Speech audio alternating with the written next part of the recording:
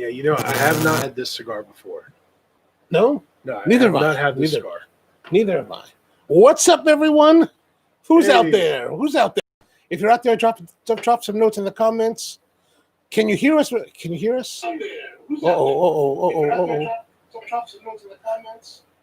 There we go. There we go. Got to put the mute on the monitor here so that Hey, we got to we start can hear with us. Ooh. Well, at least we know if the sound is going out. That's good. Oh, yeah, absolutely. All right. Excellent. All right. So how's it going, Al? Good. How you doing, Jake? Oh, very good. It's Nice. been a good week. Nice. It's been a good week. Thanks Good.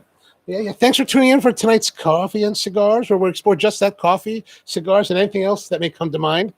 This is a live stream cast, so please feel free to drop your comments in the comments below for engagement and happy times. Happy times. Yep. So what's been going on?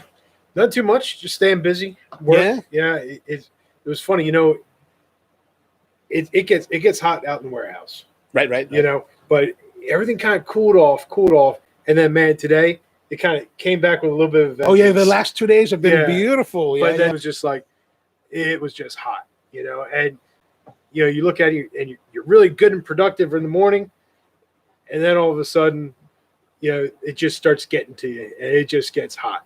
But you know, we're doing pretty good, staying busy. You know. So is your like desk in the warehouse? Are you in the warehouse all the time? My desk is not in the warehouse. But you know, I try to help out as much as I can. Do what I can. You know, all the machines are in the warehouse, so sometimes I have to go out there and work on some other stuff.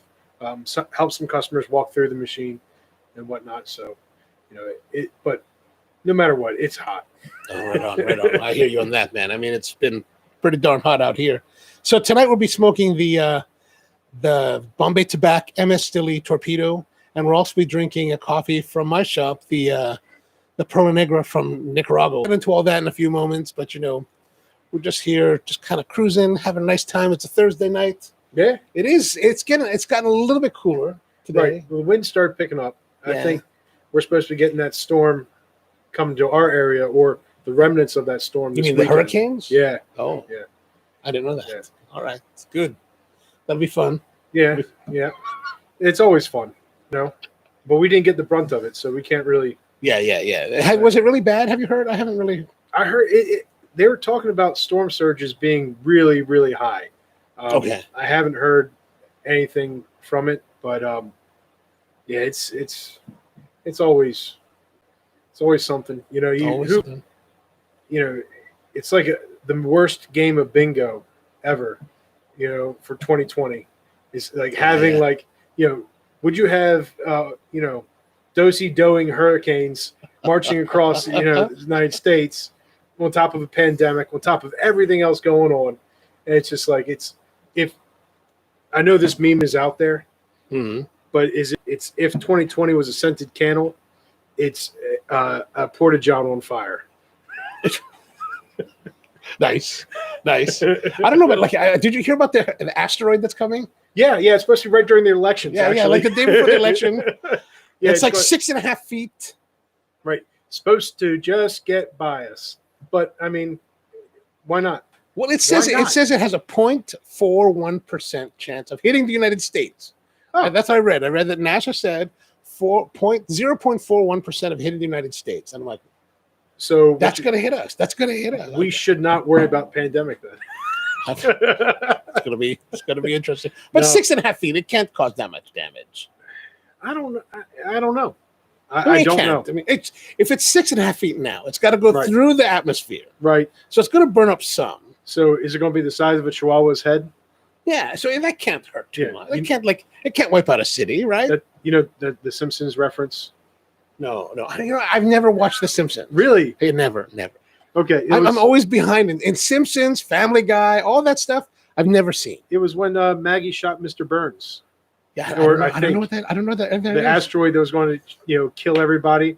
Okay. And Homer predicted that it would burn up to the size of a Chihuahua's head because of all the pollution. Oh, and it did. Oh, okay, good. Yeah, I'm terrible with that. Like all that other stuff. Like, what's the other popular shows? Friends. I've never seen Friends. Well, I've seen some episodes, but I don't really know Friends. Neither do I. You know, The Office. No, never saw The Office. Really? No. Battlestar Galactica, seen every one, but Office, no. Star Trek? Star Trek. I've seen most of the original series. Mm-hmm. I've seen some of TNG. Okay. I've seen all of Voyager. I've seen maybe one episode of Deep Space Nine. Right. And then what's the other one? Enterprise. I've seen all of that. Okay. Which led me to hate Riker. Because if you watch Star Trek Enterprise, you watch the entire series, it is what it is. It's pretty good. But the very last episode is a Riker episode. Man, you just hate that guy. I hate that guy because of it. But he did redeem himself in Picard, in my eyes. Okay. All right. How about William Shatner's new blues album? Oh, I didn't know he had a blues album. He just released a record. He's 89 years old. I was going to say he's got to be pretty 89 years old, and he put out a blues record where he covers songs in his own unique. Oh, it's way. unique. Oh yeah, yeah. So, it's worth listening. Just 2 seconds. Oh, so Folsom Blues With William Shatner. Oh, interesting. All right, let's get to some brewing coffee. Mm-hmm. So we got the Chemex tonight, so that's relatively simple. So this past week, I've been working on a video for the channel about coffee filters. And so for the longest time, I've been all about like rinsing the coffee filters, but no more of that. Eventually, in a week or two, when I release that video, you'll get to see why, but we're no longer rinsing filters. Huh. I'm just going to be burning myself. Oh, wait a minute. I'm not rinsing filters, so I don't have to worry about that. So tonight's coffee is the Perla Negra. Would you pull that up to the camera? Yeah. So Perla Negra is this coffee that I found in 2015 when we were down in Nicaragua at the farm of the Mirish family. And Elian was like, hey, I want you to try this coffee. It's an anaerobic fermentation coffee. I think you need to tilt it a little bit so we get a little bit of the air. That's better. You can say there. Oh, yeah. Oh, yeah. And so basically it is a anaerobic or reduced oxygen fermentation. So they wrap the coffee as it's being processed, and it has a low oxygen environment, which promotes malolactic fermentation. So the malic acids of the coffee are converted to lactic acids, which give it a milky character. You can put that down. I'm sure that's enough of it. And basically, this milky character, at the extreme, it can be very blue cheese-like, right? Which is kind of funky and strange. Like when I tasted one of the batches, it had this really hard blue cheese. And I kind of dug it. I was like, oh, that's but I like it because it's so weird. Right. And I wanted to, but my friend Stephen Layton, who owns Has Been in the United Kingdom, he wanted to buy that. So I let him buy that. I went with this other one, the one that became the Perla Negra, this coffee that we have here. And as it was cooling, it became very like sweet and kind of milky. Yeah. And so I was like, as it was cooling and I'm tasting, I was like, man, this would be amazing iced coffee, cold brew. So this is what you use for your cold brew exclusively. Exclusively, they produce that for us, and we use it for our cold brew program. And it's great as a hot coffee. It's got a lot of cocoa, and it's like if you smell it, you smell it, and then you can kind of get the feel like, oh yeah, yeah. So it's got some interesting. Like, what do you get off of that? You do get a little bit of that berry, almost like it's almost like blueberry, huckleberry-ish kind of. Yeah. There's a little bit of that, right. But it does have those, those dark like chocolate, kind of notes. All right, so now we're going to. Oh, there it is. I'm going to put this in our brewing kettle so it's easier to pour. So if you have any questions in the audience there, feel free to drop your comments. I don't know how many of you were able to reach out to Rahul this past week to get some of the cigars that we have coming up for this week and for the coming weeks. Of course, I can't see it anymore, but that's all right. I got the force. I thought you were a Trekkie. Well, I'm both. Ah, okay. I don't know if I was Star Trek before Trekkie anymore. No, I'm sure it was Star Trek first. Star Trek, then Battlestar, and then Star Trek. Star Wars, then Battlestar, then Star Trek. Okay. It's a hot plate. Oh, No, yeah, the gosh. induction I thought burner. that was the air conditioning blowing up. You know, I have had this coffee, and Oh, you've had it at home. I have had it at home. You've had it at your home, right? Okay. Yeah. I picked it up once. Because I came up to the shop, and I don't think at the time you had the Esteli. Mm-hmm. So try this one. Okay. And so I did get it, and I brewed it at home, both in Chemex and inside of my my Barrica Bialetti. Oh, right. And I need to do it again because I can't remember. Well, as long as it was positive. It was positive. I really did like it. I really did. Well, that's good. That's the most important part is we like it.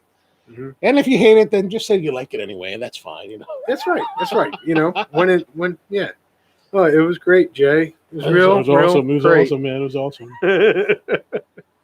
All right, we got this rolling here.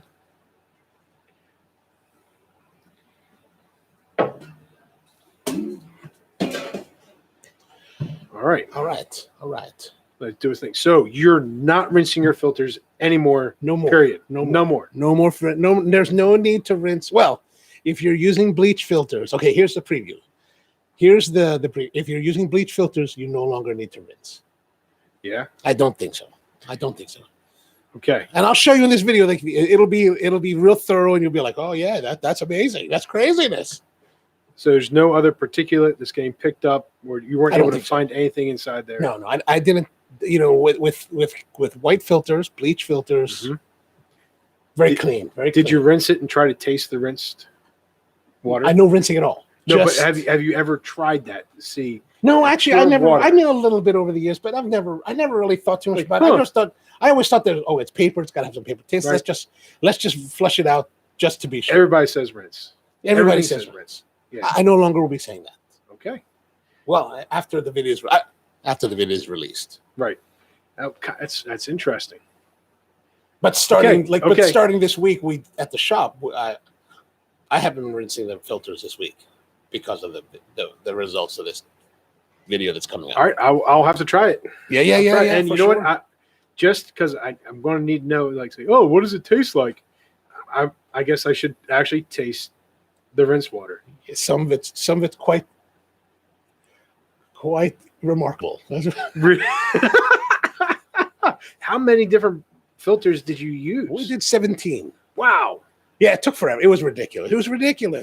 Like this Wow. video is so long now. I think I might have to make it into multiple parts Okay. just so that it's like, at least it'll be interesting to watch. Right, Like, so you otherwise it's like an hour and a half. And who wants to watch a feature-length movie of me tasting paper? So are you going to break it down like tournament style? Like I don't know. I'm still doing the rough edit. Like right now I'm in the rough edit, and I'm like looking at one of the rough cuts, and it's like, oh god, it's well over an hour at this point. wow. It's like Chemex Yeah, verse. it's crazy. It's Melita Bamboo. Oh, that would be awesome. That would be awesome.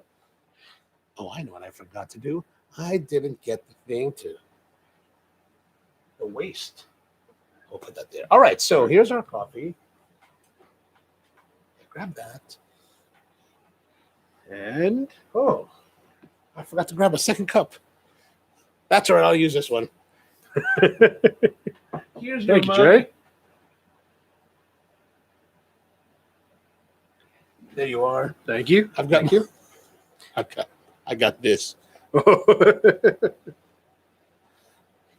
This is not product placement. So this is something that I think as we smoke today, you should definitely try it, as we go through the time as it Yeah. cools down. We'll keep this here so that there's plenty of stuff for us to try to re-up as we go along. But that's just delicious. That's just this week we also changed up where we are too. well, slightly. I mean, we're still in the studio, but we did change the location. So now we're sitting at the bar. This is actually, if you've seen some of the other videos I've done for the Spro Coffee channel, is especially the product reviews, and basically it's this setup at the product review setup. But the reason we're still here is because since that video is now taking longer to produce, Right. I think I had to do some reshoots on it. So I didn't want to tear down the whole setup, right, and go back to our seated setup. We're just sitting we're actually just sitting. We're a couple feet back where we're sitting now, Mm-hmm. but on the floor. Cool. Yeah. Cool. All right, so we're gonna have some cigars, right? Yes. So we got this. What do we get? We got the Bombay, the Bombay.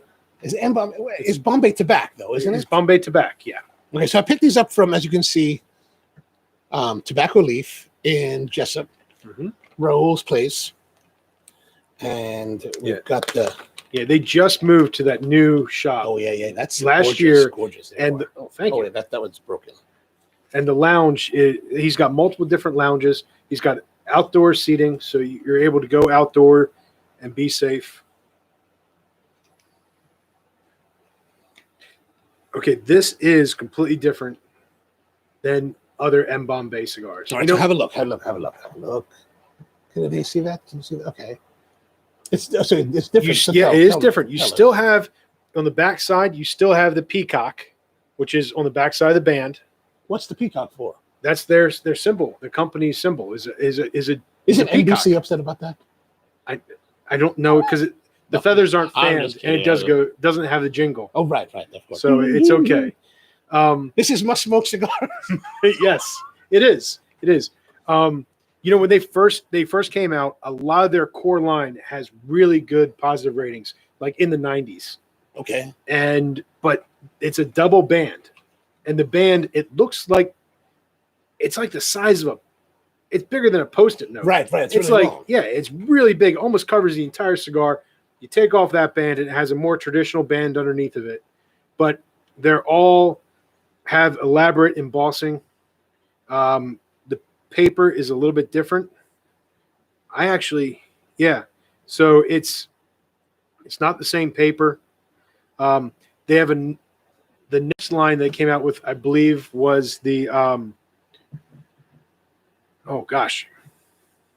the RCBD. No, Geisha. Oh, okay. And the Geisha has, is completely different. I haven't really smoked that cigar that much. Then they came out with another one, the QMQ something. It's a series of like 4 letters. Right. I have no idea what it really says or anything. And that one has a little bit more of a subdued band. All right, it's a white band with the peacock in the middle, and then it has a secondary small band, maybe 3/8 of an inch, that goes around the cigar. And that cigar is so different when you go size from Corona to, they have a Figurado size. They also have a Torpedo Belcoso size. And from size to size, ring gauge to ring gauge, that cigar changes so much. But M Bombay, I believe they do have their own factory. I know they have Costa Rica, right? Yeah, it's in Costa Rica. And I think it's called Tabacos de Costa Rica. Yeah, and so they have their own factory. They do it in Costa Rica.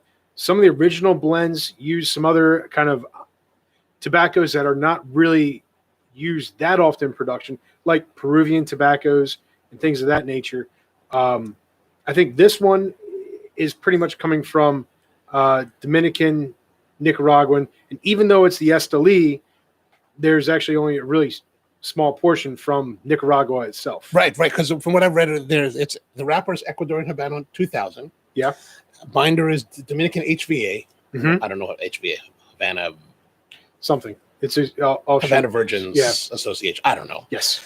Filler is tobacco Nicaragua. So the filler is Nicaraguan, and only partial because it says Dominican Piloto Cubano. Right. Now, do you remember when Davidoff first came out with the Nicaraguan? Yes. Okay. And they Davidoffed a Nicaraguan cigar because everybody grabbed that cigar thinking, oh, wow, it's something different. It's got to be a Nicaraguan. They smoked it, and they're like, this doesn't necessarily taste like a Davidoff. No, a Nicaraguan. Oh, okay, right. It didn't have some of that spice and kind that of black flavor. Pepper, that really, that classic, like my father flavor. Right. And I don't know if it necessarily did a disservice to it. A year later or so, they came out with the box press, which had a little bit more oomph back to it.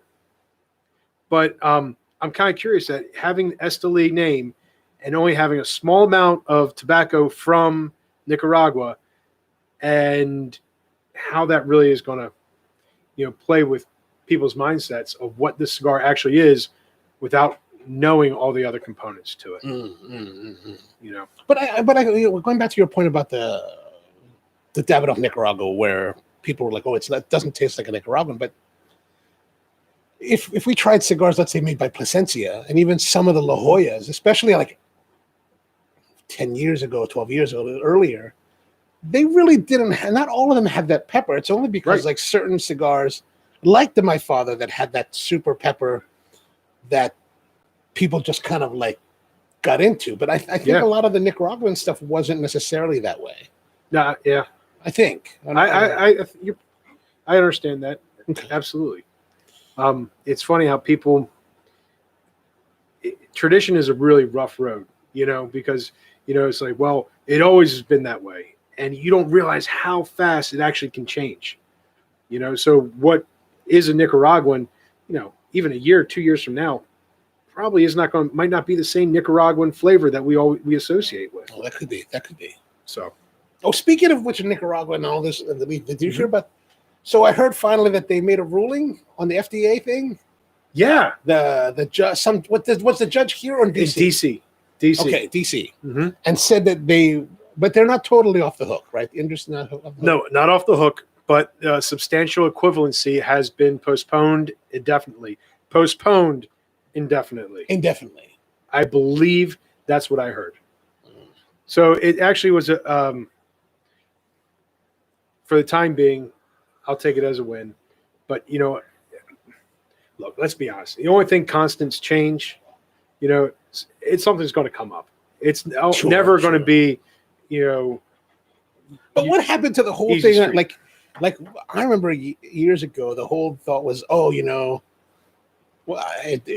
bring up politics a little bit, but Democrats were always after us, right? Democrats and Republicans were supposed to be like very pro cigars, but from certain areas. But despite the whole, Republican thing, it doesn't seem like there's.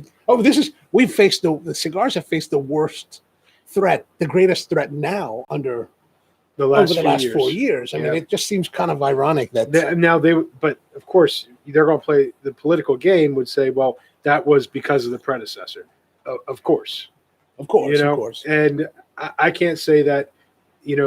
I'm not going to look back on what was, and it's only what is, and how can we work with what is happening. That's the big thing. So, but who knows? We'll see what the next few years, do.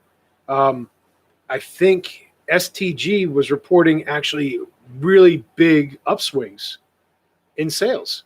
Oh, you mean from the pandemic? Yeah, during the pandemic. Yeah. People are smoking like crazy. STG is going like, we're doing good numbers. And I guess some people have, that there was certain stimulus happening with, with everything, that people were finding other ways to entertain themselves or, keep themselves going. And I think that's probably. Well, my cousin who's been home a lot, he's been going ballistic. Yeah, you mentioned ballistic. That. Like, I went to his house one day, like a couple months ago, and it was 6 p.m. He's like, "Hey man, let's have a cigar." I was like, "All right." And as we're starting, he's like, "This is my 6th cigar of the day." I was like, 6 cigar of the day? Goodness, man, what are you doing? That's okay. That's pretty heavy. That's pretty heavy. Yeah, but from what I've heard, everybody, like, people are going crazy with, like, I've actually smoked less. Right. During the pandemic. About that. It's like crazy. Yep. I don't know. I can't say that mine consumption has gone up. The biggest thing that's changed for me is that I'm not going to the shops and hanging out like I used to. Yeah. And I do miss some of that, because I used to go down to the Leaf like Sundays, sometimes Saturdays, and I'd hang out there, and I would smoke a couple cigars, see the guys. It was cool. That's a nice thing. But now it's you go in with a mask, you pick up and you roll out. Yeah, it's not the same. It isn't. But there is still, fortunately, even though the PCA was canceled, there is still cool stuff coming out. Well, this is one of them, right? I'm not sure that it might very well be. I'm not sure. You know, but there is, you know, I know they just released a new size of the Baca from Romacraft. Oh, okay. Which is like that Corona size, like that anthropology size. I think they call it the Jengi. Jengi. And that like just Jenga? No, not Jenga. Okay. That's a game. That's a game. That's right. a game. Okay. Yeah. If it was box pressed, then you could play Jenga with it.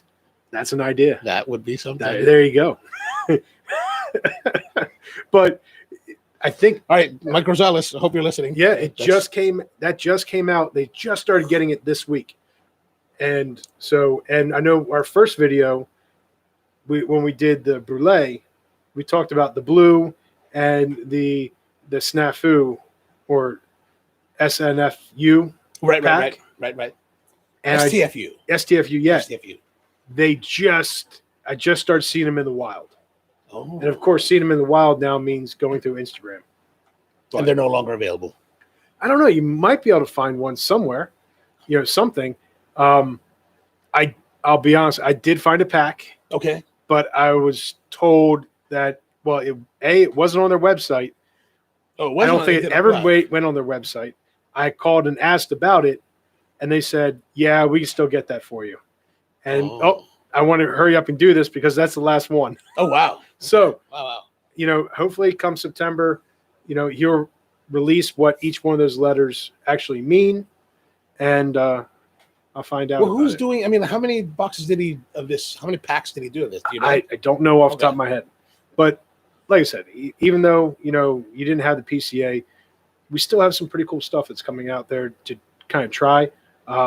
There's other small companies that are still keeping things going, and yeah. Like, you know, for the next few shows, I've got some really interesting stuff from like a company called Stolen Throne. Oh yeah. They've been doing some really good stuff. Actually, I had no idea about them. I had no idea. No, I was at Tobacco Leaf buying trying to find the cigars for the next few weeks, and Mary and Yasser are like, "Oh yeah, you need to try these." And I was like, "What is this?" I don't even know what that is. Well, let's try it. That's a solid pick because it's a really small company that you all of a sudden you start seeing in shops that have good reputation for having boutiques. Mm-hmm. You know, and so like because before everything happened, you know, I was traveling, you know, a good bit through work. So whenever I tried to travel, I would try stopping into a cigar shop.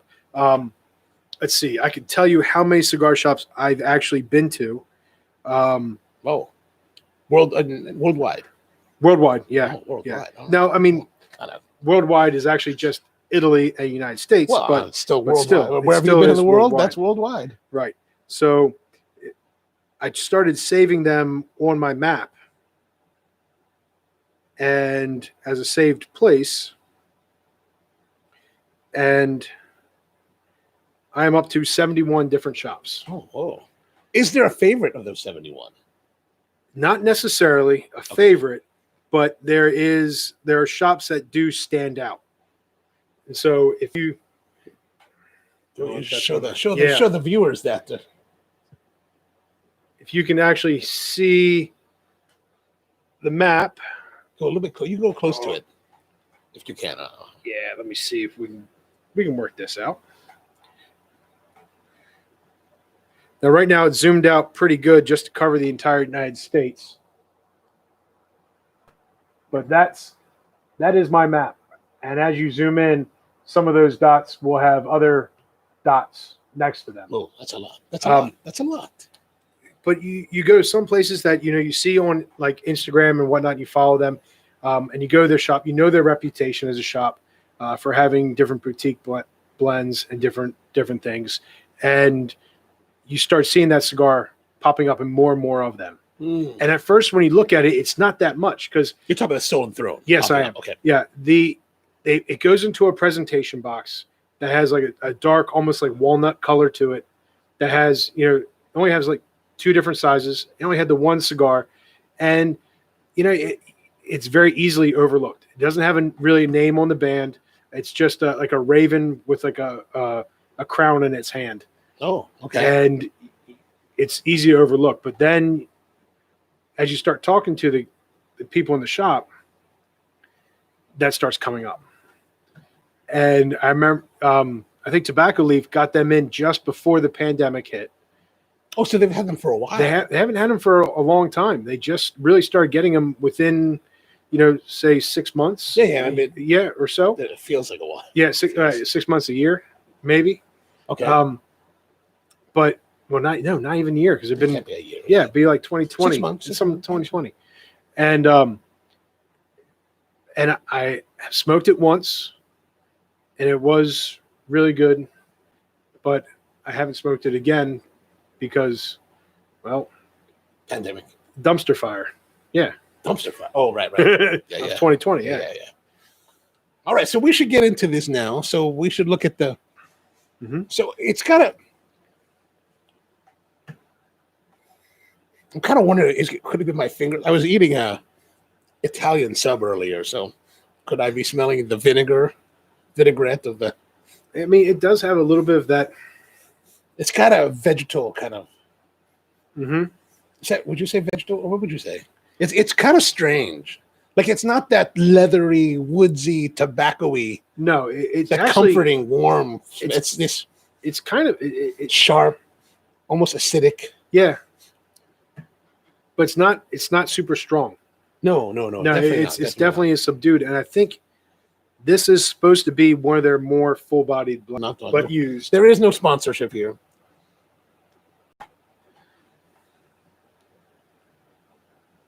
A little bit sweet on the cold draw.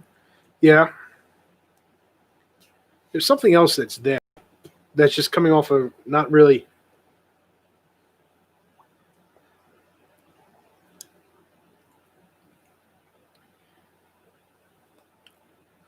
I'm curious to see how this cigar is going to wake up once we light it.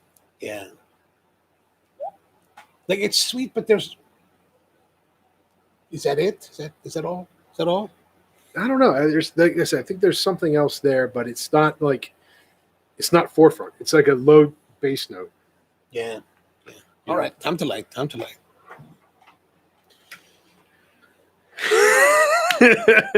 at that. That's some serious lighter, right? But that's all you need. Well, you don't have like that. This so is, see, you know what that is? This is power. That's big truck syndrome right there. It is. Hell yeah. You know, when I first saw this, I was like, I'm gonna buy that. That is craziness. I need to have this lighter. Before we light, though, we've been taking the cold draw, we're testing the cold draw, but it is a closed foot.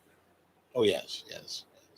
So you're actually, sometimes the foot is so tight that you can't even get a cold. This is definitely not that. Like, some of the Tatuayas are like that. Yeah. Now, if it's like that, do you change your lighting procedure? Like, normally, you toast and everything else, and then. No, I kind of. What do you?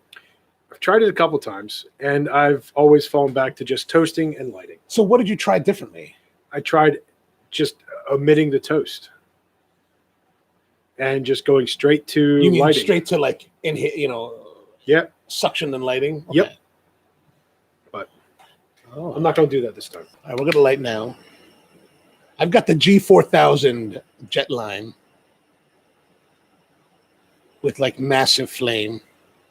The problem is you got to be very careful with how you light. Otherwise, you'll start to singe the sides of the cigar.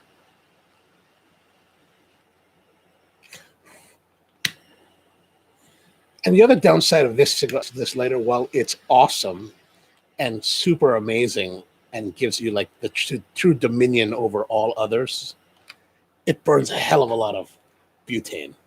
Yeah. I've never gone through butane faster than when I got this. I'll be honest. So I used the torch lighter today, but I actually really like lighting with the soft flame lighter. It's there's an elegance to the soft flame.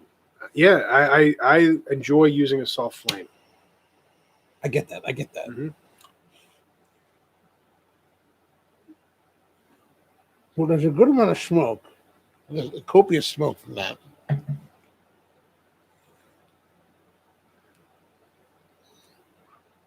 So if you're watching out there, tell us what you're smoking and what you're drinking. Absolutely. Is Rusty on? I don't know. Rusty, are you out there? I can only see the numbers of people that are watching, not exactly who's on. Let's see.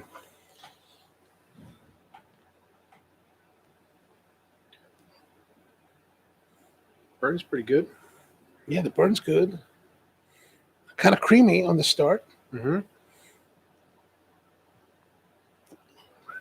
A little bit woodsy. I can say, like some of the notes Yeah. I read in some of the reviews were like woodsy and baking spice, and I don't get the baking spice, but No. I can see some of the woodsiness, like a balsa wood. Right, but about leather. Yeah, Do you get the? I don't. Nah, when you ask it, well, if I get leather, it could be more of as a texture, creaminess kind of coming over as.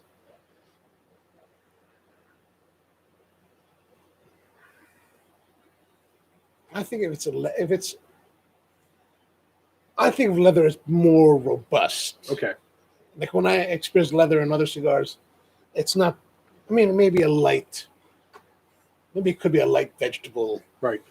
undyed leather, But it's also but not the aniline yes. pull-up leather like that. You also have to make that differentiation, kind of like you ever go see a movie that that was reviewed by critics and they just completely ripped the movie to shreds, and you go watch it, you're like, oh, that was pretty good, like you enjoyed the movie, right? Yeah, Ghost of the Machine was like that. Okay, ultimately, is it good? Do you enjoy it? That's what it comes down to, Right? Of course. And this cigar's got there's a decent amount of flavor there. Yes. I mean, it's but it's a it's departure. coming across. If you're like the kind of person that's smoking like the heavier Nicaraguans, let's say like Tatuaje or my father, or Roma, this is definitely a departure from that. Like it's not that. It's going towards that Dominican, like Yes. Davidoff kind of smoothness, mildness. Right, but everybody you associate Dominican with the smoothness, and sometimes smoothness can you can misinterpret smoothness for mildness, where this, even though it is coming into that smooth side, it still has on the flavor intensity is still up there. But from me personally, I don't know if I mean, would you say that it's full or medium, light, and like body wise? Yeah, I think I'm more in the medium so far. Yeah, there are other cigars. When I smoked them, they were like the cigar you guys smoked last week. Okay, they were a first cigar. I want to smoke something different, so this is what I'm going to go with. And this cigar, I think would hand up or hold up to being a cigar number 2. Would not hold up. It would hold up. I still think against like a Roma. Depends on the cigar number 1. Okay. But I think it can still hold up to be a cigar number 2. Like the first one that I watched the video from last week, and I have not had that cigar in a long time, but I have made the mistake of having that as a cigar number 2, and it's lifeless. It is, you don't get any of it, but as a cigar number 1, it's like, whoa, this is nice. And then you make the mistake and say, oh, I really want to try to chase that dragon again. But it's cigar number 2, and it just doesn't perform. Yeah, for sure. Especially if you're doing like against a heavier cigar. I totally agree. But it's interesting that cigar. So the cigar he's talking about last week, if you don't happen to know what we're talking about, it's the PDR Abe Flores Serie Privada 1975 SP52 Maduro, and the SP54, the larger box press Toro, is one of my favorite cigars. And I mentioned this on the show. Like, if you look online, at least a week ago, most of the places that are selling the cigar are $230 some for the box. Mm-hmm. Well, I found on Thompson they had a box for $105. Ah. So I was like, oh my gosh! So it's all over it. Mm-hmm. So I received it the other day, and I opened up the box, and it's the old style box with old packaging, and it's got this big sticker on it, kind of like how they were proposing to do the FDA stickers. So it says Legacy, this big old Legacy sticker. It's kind of ugly, but you open it up, and it's the old packaging and the old cigars. And I don't know how old these are, but these are old because when I opened the first one, the wrapper the cellophane was yellow. Like real nice dark not amber, really, but no, not quite that. Okay, not quite, just the tinted. but a good tinting, like enough that you would notice. Right. And of course, this cigar has some age on it and some time. But when I think about comparing the two, they seem quite different. Right. The new version seems, and I can't say with any certainty that the blend has changed, but the smoking experience was good. Like the one last week was good. Mm-hmm. But but when I smoked this other one, the old one, man, it was like an old friend. Like, oh my gosh, this is the flavor that I had been missing. Right. It's fun to see if the new ones will become that. Or granted, or if it is a natural product, just as coffee or anything else is. There's difference in the flavor, from season to season, time of year, harvest, overall product. That's whether it be in food and beverage, cigars, anytime you're dealing with a natural product, consistency is probably the most difficult thing to really try to get. Yes. And it is one of the most critical, but it's really hard. It's really tough. Very, very hard. Very hard. When I was in the restaurant business, I tried to maintain that consistency so much, and it's difficult. And then sometimes, you have to convince your staff that consistency is what we want to do. It's like, well, I can make my Bloody Mary mix better if I add sriracha, and it's better. It's good. It's like, okay, but it is good. Tabasco. But this is our recipe. Yeah. And that's what people are expecting. Right. We got it. Even though it is good, we can do that as a feature. That's fine. But we got to stick to the core. Yeah. We did have a good Bloody Mary mix, though. Well, I haven't had a good Bloody Mary in a while. I think the recipe, it was 46 ounces of tomato juice.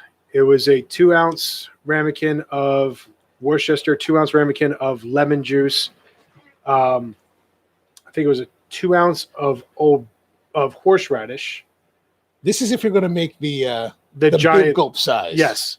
It was super gulp. Right. It was 1 tablespoon of salt, 2 tablespoons of Old Bay, 2 tablespoons of pepper, 2 tablespoons of celery seed. Celery seed's critical. 10 dashes of Tabasco sauce. I think it's the recipe, and I have not made that in 7 years. Has it been 7 years since you left the restaurant? It was no, it's been 3 years. Okay, but this is back like 2013, 2014 at that restaurant. So I have not made that Bloody Mary mix since about 2014, 2013. Oh, that sounds good. Mm-hmm. So feel free to try that. There you go. Just cut it in like quarters. So if you're just joining us, we're smoking the Esteli Torpedo from Bombay Tobak in Costa Rica, and we're drinking the Perla Negra black cappuccino coffee from Nicaragua. So it all kind of ties in somehow. Right. To Esteli in Nicaragua. Esteli, yes. But I still don't get the M. What is the M for? It's M Bombay. I guess it's M Esteli. I don't know. Oh. Mr. Esteli? I don't know. It's funny. You don't see these cigars that often in different shops. The Bombay Tobak. Yeah. Uh-huh. Yeah. You don't see M Bombay. very often, but their overall product is pretty solid. Now, sometimes for something that you don't see in every shop, or you don't have that real big name recognition, some of their cigars can get up to like $20 a stick. Ooh, that's a lot. That's a lot. $18 a stick, and sometimes a lot of their cigars, I say 40% of their production or so sits in that $12 to $15 slot. Some of the core line is a little bit more around that $10 range. What was it MSRP on these? These are $7.95, so not bad price. Mm-hmm. For sitting at $7.95, even $10 range, and it's a nicely smoking cigar. Yes, like it's not. Right now, it's still not it's not hitting me with a punch that I like from certain cigars, but it's still a really enjoyable, pleasant smoking cigar. Even in that little bit, it's got a lot of change and complexity to it. I mean, for me, a lot. It's so far in this first third, it's really more just creaminess. I get a lot of creaminess, maybe lightly hints of spice, but not a heavy spice, but enjoyable still. A little bit sweet.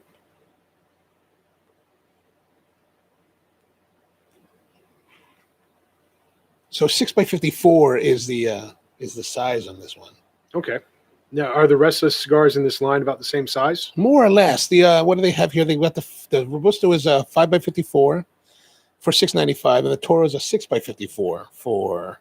So the Toro and the Torpedo are about the same. So, yeah, just different of how you cut. Now, how they press it is different. Right. That's all. Do you, when you're smoking a Torpedo or Bellicoso, do you end up cutting more than once? You mean the tip? Not usually. Okay. Or do you? Sometimes, yeah. You mean through the smoking experience? Sometimes, because I do it more often than I do in a perfecto shape, especially because it has that taper on both sides. So I'll start off with it being constricted and tight, because I know I can always cut a little bit more to find that optimum range. So I'll try, if I have to cut more, I'll cut a little bit more. This one's smoking perfectly fine. There's no reason to cut anything more, so I wouldn't. Yeah. Well, I mean, I know that people call these torpedoes, but when I started getting into cigars in the 90s, I remember torpedoes being quite different. Okay. So you know how the Romacraft has that La Campana de like a trumpet. La Campana de Panama Soberana. Yes. That trumpet shape, that was really like what torpedoes were in the 90s. Really? From what I remember. I used to smoke this one, the Romeo and Julieta vintage number 6. And that had a trumpet shape, and that was just fantastic. That trumpet shape is got to be really hard to roll. Well, I heard that you can't. They have to roll that freehand. I'm sure they don't put them in molds. That's what I've heard. Well, because you're going from such a large ring gauge to such a tight ring gauge, there's a lot of room in that for error. Yeah, absolutely. And so it makes it really tough and hard.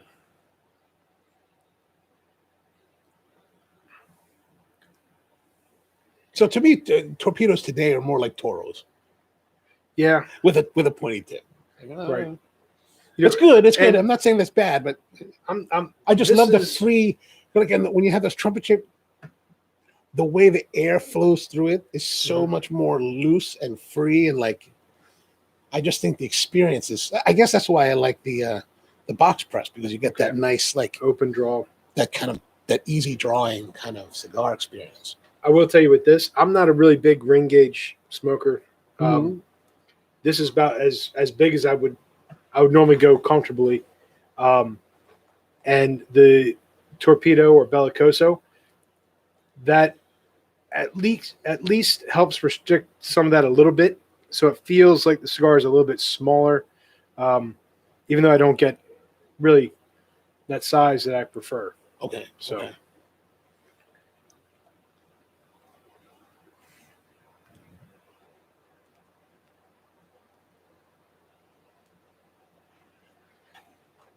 How's the progression for you now? Doing well. Doing well. It's still burning really pretty darn even. I'm going too fast again. I'm getting a little bit of bent. It is good. It is. Yeah. It is. And you also have to see where it lives. It lives in that 8 to 10 range. Does it smoke? 8 to 10. What do you mean 8 to 10? Price range. Oh, okay, yes. Does it smoke in that price range? Well, I don't know if it does. what do you mean? Does it smoke in that price range? So you look at the cigars that are inside that price range, and you have to say, does this experience fit my investment? Okay. Okay. And so certain brands, like Roma, man, you get a cigar like the Revenge. You can get that cigar $8. Right. Does that cigar smoke like an $8 cigar? Okay. Okay. You follow what I'm saying? As far as that cigar smokes the flavor. right. Okay. Right. Your return on investment is higher on that $8 cigar than other $8 cigars in that range. So looking at this, where it lives, where is our return on investment? Is it right where it's supposed to be? Is it less than that, or is it greater? Oh, I guess in this case, so for me, this cigar, let's say compared to one of my favorite cigars, the Revenge, right, which is a great cigar that is very easy drawing, a lot of flavor, a lot of power. Yeah. And I think you're right. I think at a point where it smokes as though it were a more expensive cigar. Yeah. Right. With that in mind, I mean, because at first I thought you were talking about like, does it have the quality of is it a quality skill, but maybe not necessarily. This one, to me, and I don't know if this is just us talking about it earlier and in the show, but I would say yes to that, because like this kind of there's a lot of characteristics in this cigar that just kind of reminds me of Davidoff. And so it's mild, it's smooth, it's creamy, it's got good draw, it's got a nice little sweetness, it's smoking really well. Right. So yeah, I would say that definitely. As far as construction wise goes, this cigar is pretty much exactly what I'd want to see. So construction wise is greater than the initial investment. Flavor profile is good. I would buy this cigar again. I feel that for the investment, my return is going to be what I wanted, or maybe a little bit plus. No, it's actually, I'm getting a little more spice now. Yeah, starting to come out a little bit more. Okay, it's good. It is good. I mean, it because we're talking about it, and it kind of makes me think that maybe I should try a Davidoff again, just to have that comparison, like how well. Like I'm saying now that it reminds me of a Davidoff, but I should try a Davidoff to see, does it really? I think there's been. Of course, don't want to spend the $25 for the Davidoff. Yeah, that's a lot. Well, I think there's also been there's other blends that are pushing what is Dominican. Okay, like for instance, Warped, they do a lot of stuff as Dominican, but man, they've got some cigars out there that they're making cigars in the Dominican. They're made in Miami, but he is also having another company make them, and I can't remember where that is. Okay, but a lot of it is Dominican tobaccos, and you think Dominican, you think Davidoff, you think that smooth flavor profile, Avo things, flavor profiles like that. But there's some Dominican tobaccos out there that they got a little oomph behind them. And I would say it's interesting to try that, see that, and how that change. We'll have to try that. The Warped. We'll try that. Yeah, and they you know, a lot of their price point.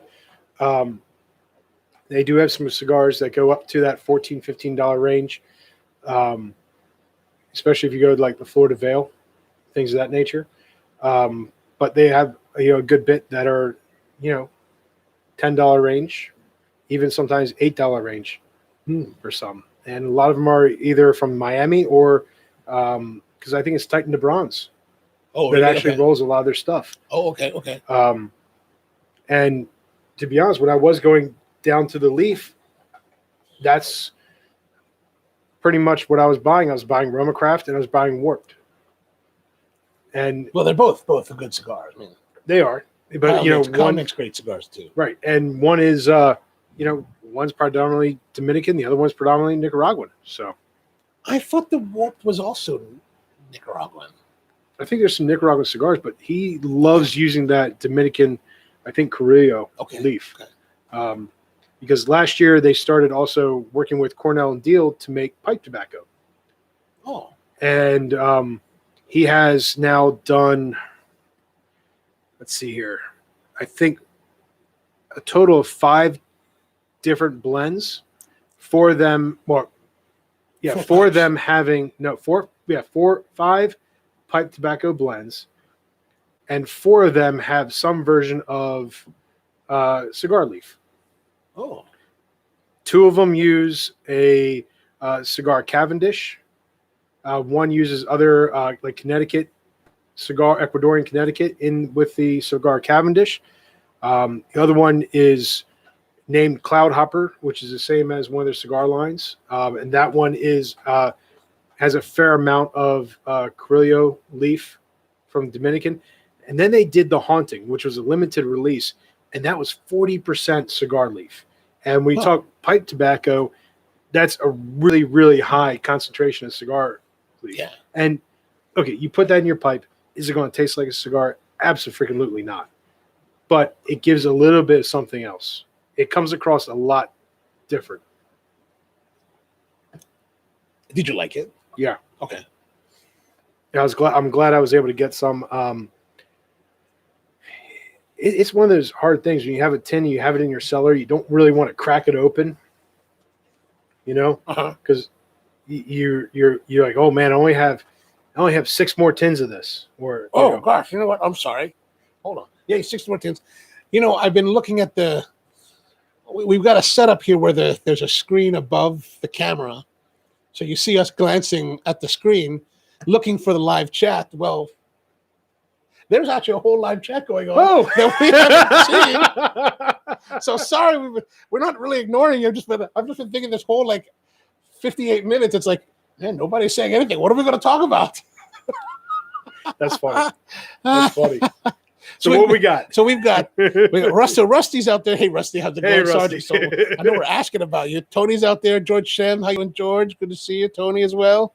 So let me see if I can update this screen. I guess I can't do it. You might have just opened another tab. All right, let's see. Pop out the chat. Is it showing?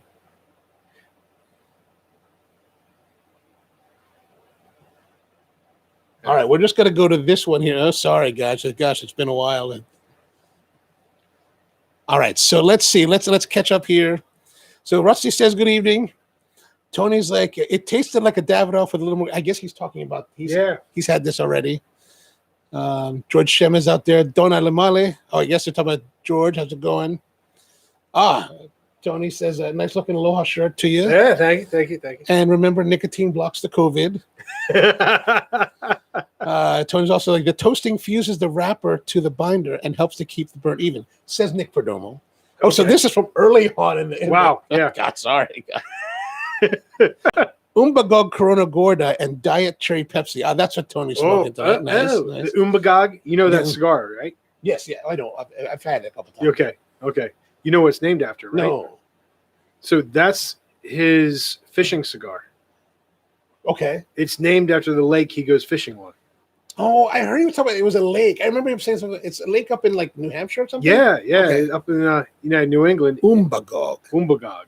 And so George is smoking the Perdomo 10th anniversary and having a vodka martini. Nice. Okay. Nice. We have to get into that soon. What kind of vodka, George? Yeah. Let us know what kind of vodka. Tony says he likes the cellophane patina. How did it taste? Oh, he's talking about the PBR. Excellent. Just as I know we covered this, but just as we expected to do. True torpedoes have the trumpet shape. Bellicoso just tapers on one end. Right. That's what I'm getting from Tony. George is like, torpedoes frustrate me with draw issues from time to time. I'd rather go with the Toro. Oh, and then Kels has joined us. What's up, Kels? Good to see you. Hey, Kelsey. But that's another reason why I end up cutting sometimes twice, is because of some of the draw issues. You don't want to cut a giant chunk off the cap, right? So you're kind of conservative, and as long as you have a good sharp cutter, give another hack. That's why you use the Xikar. That's right. Not sponsored yet, but we're open to it. We gotta tag him or something. So Kelsey's asking, are you all enjoying the Esteli as much as I did? Yes, absolutely. Yes, it's a good solid cigar. I think it sits at a really good price point. It is something different than sometimes some certain brands end up cannibalizing their own sales because they put out too much of the same thing at the same price point. Yes. And this covers a lower price point. It covers a little bit of a lower price point, but it's different than their own stuff. Yeah. But this now, I said earlier, maybe when we're here, it was, getting a little spice. Now it's definitely, for me, developing much more spice buildup. It's getting more interesting now. Like for me, Kelsey, was early on, it was like kind of mild, creamy, smooth, sweet.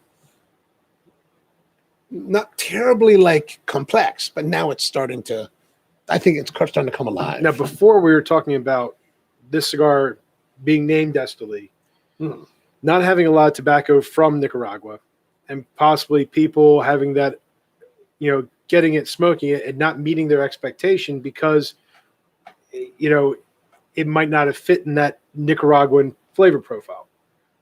Okay. With that point in mind, where would you classify this cigar?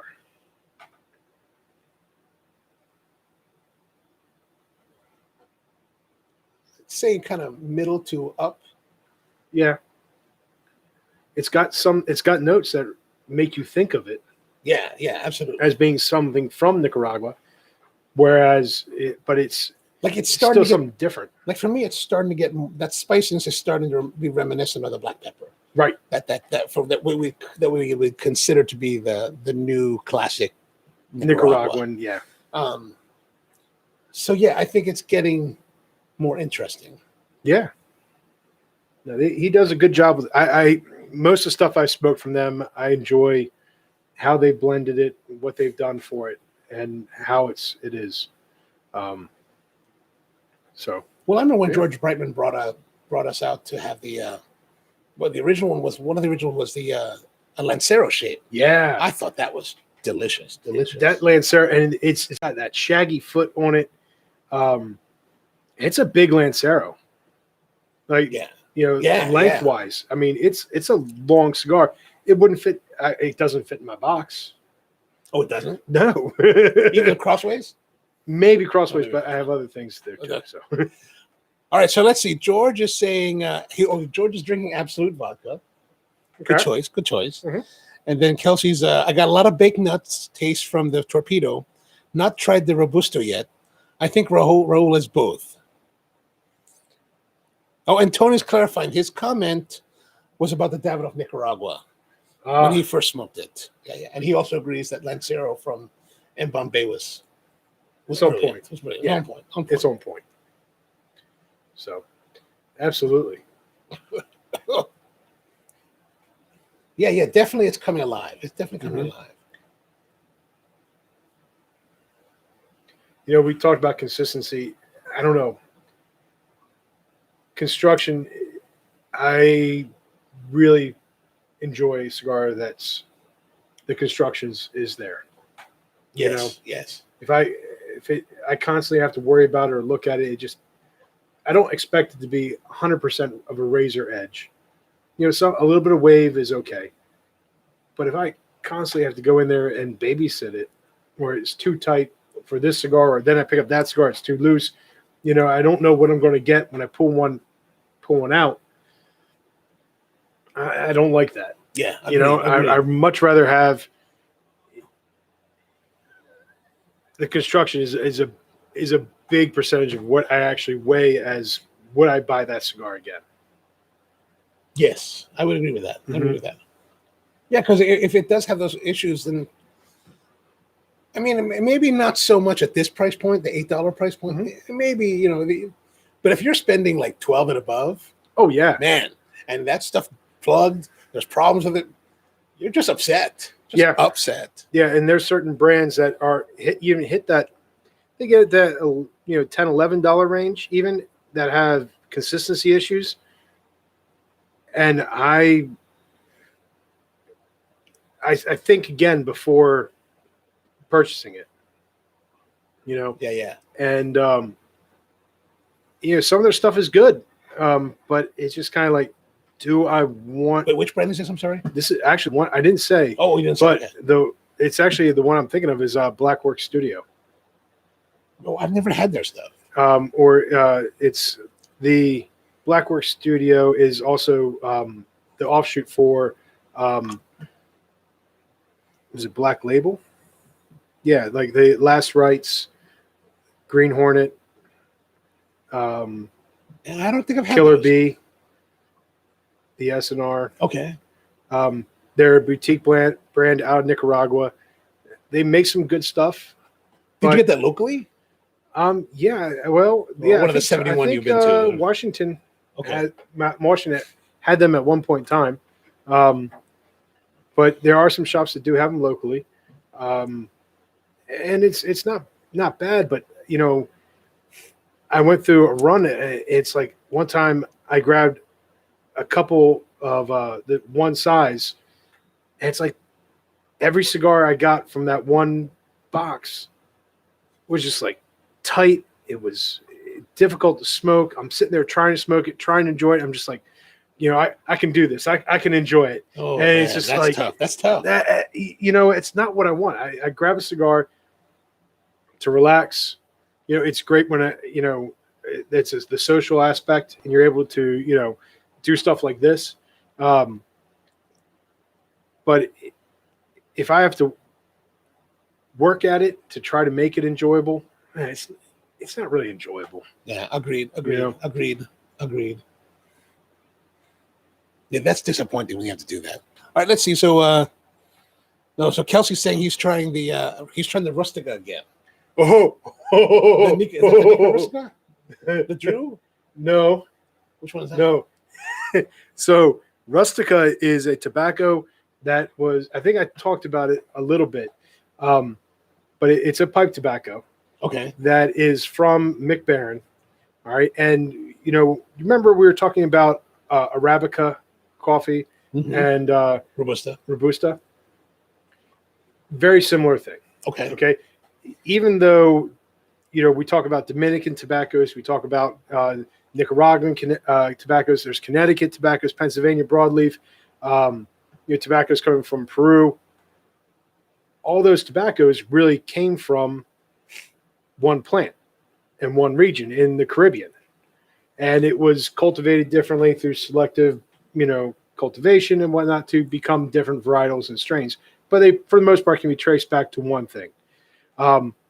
There was another brand of tobacco that was actually more in this region that was called Rustica. Okay. And Rustica, just like Robusto, it's a smaller plant. It's a little bit more potent. As you know, I can say in my Baltimore accent. I was going to say potent. But it's very strong, and even in like the 1600s, 1700s, when people smoked like it was their job, they didn't like smoking that because it was too strong. Oh, wow. Now McBaron started doing some experiments, and they started blending with it, and they made it pipe tobacco using Rustica tobacco, and everybody. Is that grown here in America, or is that grown? I don't think so, because commercially, I think he picked it up from Africa. Oh, okay. I believe, because it's not used. It's not used as a smoking tobacco primarily. It's used as like a chewing tobacco to add more nicotine, because it's a lot higher. You mean nicotine. chewing tobacco, like as in like the stuff, yeah, the like skull and things like that. Okay, yeah, and there's other, maybe not American chewing tobacco, but European chewing tobacco. Okay, and it's strong. I mean, everybody that I've seen guys smoke a small pipe filled with Rustica, and they say, "Oh, I'm done. I can't finish it," or I've got to go get a soda. Wow. Well, he's saying, Kelsey's saying, "Woof." It's a killer. I was like, "Whoa, damn." Yeah, yeah, crazy. it will. That sounds crazy. It's one to say I want to try it, but I'd be lying to you if I didn't say I was a little afraid. Well, have you bought the tin yet? No, it was a limited run. I didn't get a tin. I know people that have some. I know I could. Well, Kelsey evidently has one. Kelsey has got some. Okay. But I know people that if I wanted to try it, and I probably will try it one day, but it's kind of like that. Oh, should I? Well, George is here saying the LCD digger.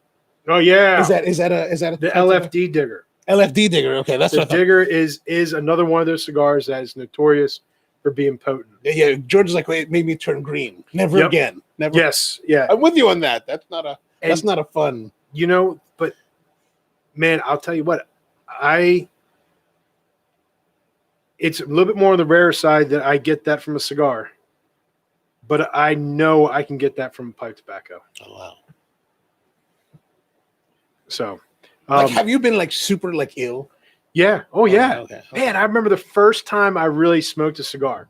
Okay. I had no idea. Now, how long ago was this? I was the first. Well, there's a difference. I guess I gotta say, there's the first time I smoked a cigar and enjoyed it, and was shown how, and was kind of like, here, let me show you the way. Okay. All right. Okay. That was Tony, by the way. He's like, let me show you the way. But the first time I smoked a cigar, it was probably like 2002, 2003. Okay. I was probably like 19, 20. Oh, okay. All right. Awesome. Yeah. In 2002? Yeah, something like that. You were like 20 years old in 2002? Yeah. I was born in 83. Right on. So I had no idea how long it actually took to smoke a cigar. No idea. How big was the cigar you got? It was like a Robusto. Okay. And I can't remember what it was. I think the wrapper looked like it was like a Brazilian, like a CAO Brazilian. But I sat outside and I started smoking it. And I'm like, man, it's taking a long time. And I didn't know if it was right. And so of course you're like, I should be smoking faster. Holy hell. Holy hell. Yeah, I turned straight Vomitron, and I had no idea, because have you ever tried, if you start getting hit, that you eat some like chocolate? I didn't know back then that I could do that. Okay. Yeah, neither did I. Yeah. Well, like for me, one of the worst is like, I started smoking at this cigar shop in Hawaii. The manager became one of my really close friends, a guy named Ray Rodriguez. And there's a place called Don Pablo Cigar Shop in Honolulu. And so we would hang out there like daily, like 3 p.m. We go down there, hang out, smoke cigars. Well, it was a Sunday. And I remember Ray was working. And just to give you this idea, it's like 1,000 square foot shop. So it's like long and narrow. And you walk in, and there are these 2 counters on both sides of the shop. When you walk in, so there's an aisle in the center. And in the back, the humidor is all the way in the back. And there's also the seating where all the guys would hang out. Well, this Sunday, like one of the sides, the side, when you walk in, the side to the left was where the register was, and Ray would sit and all other stuff. Then on the right side, this is a company that was based in Vegas that would send rollers to Hawaii. And so they would roll their own cigars, and they would offer that for... was that in Fuego? No, it was called Don Pablo. Well, the place in Vegas. It was called Don Pablo in Vegas. Oh, is it Don Pablo in Vegas? Okay. So they actually were defunct by like the year 2000. Okay. But and they were like the ones that made these like big torpedoes. That's really where I started smoking. But anyway, so I remember it was a Sunday and Ray was working. I went down. I was the only guy there, right? For some reason, the other guys didn't show up, and I forgot what I was. But I smoked this cigar. I'm sitting there smoking this cigar, and I'm feeling it. I'm feeling ill. When you're sitting down and feeling it, man, I was feeling man. So the restroom is in another part of the building, right? You have to go outside, walk to this other building, use a key, go in, and it's a Sunday. And actually, it's a strip shopping center where all the shops were closed, and there's offices upstairs, so they're all closed. There's nobody in the facility. And I'm feeling it. Now, I'm in the bathroom stall. I'm buck naked on the toilet, sweating my butt off. I mean, I'm like, just like ill. So I'm there I must have been in there for like 40 minutes, right? Yeah. So I come back and Ray's like, dude, where you been? I was like, hey, man, do you mind if I like lie down? So I went behind the other counter. I slept on the floor for like another hour before I could go home. And I was like, I gotta go home, man. And I was like, wow, totally like the most worked I'd ever been. And I've gotten worked since, but never. That was the worst. So that was the worst. Last week you were talking about the slow or the cigar smoking competition, right? The World Cigar being such a small cigar, like guys smoking for like 3 hours. Yeah, 3 hours 26 minutes. And there's on the pipe side, there also is a slow smoking contest.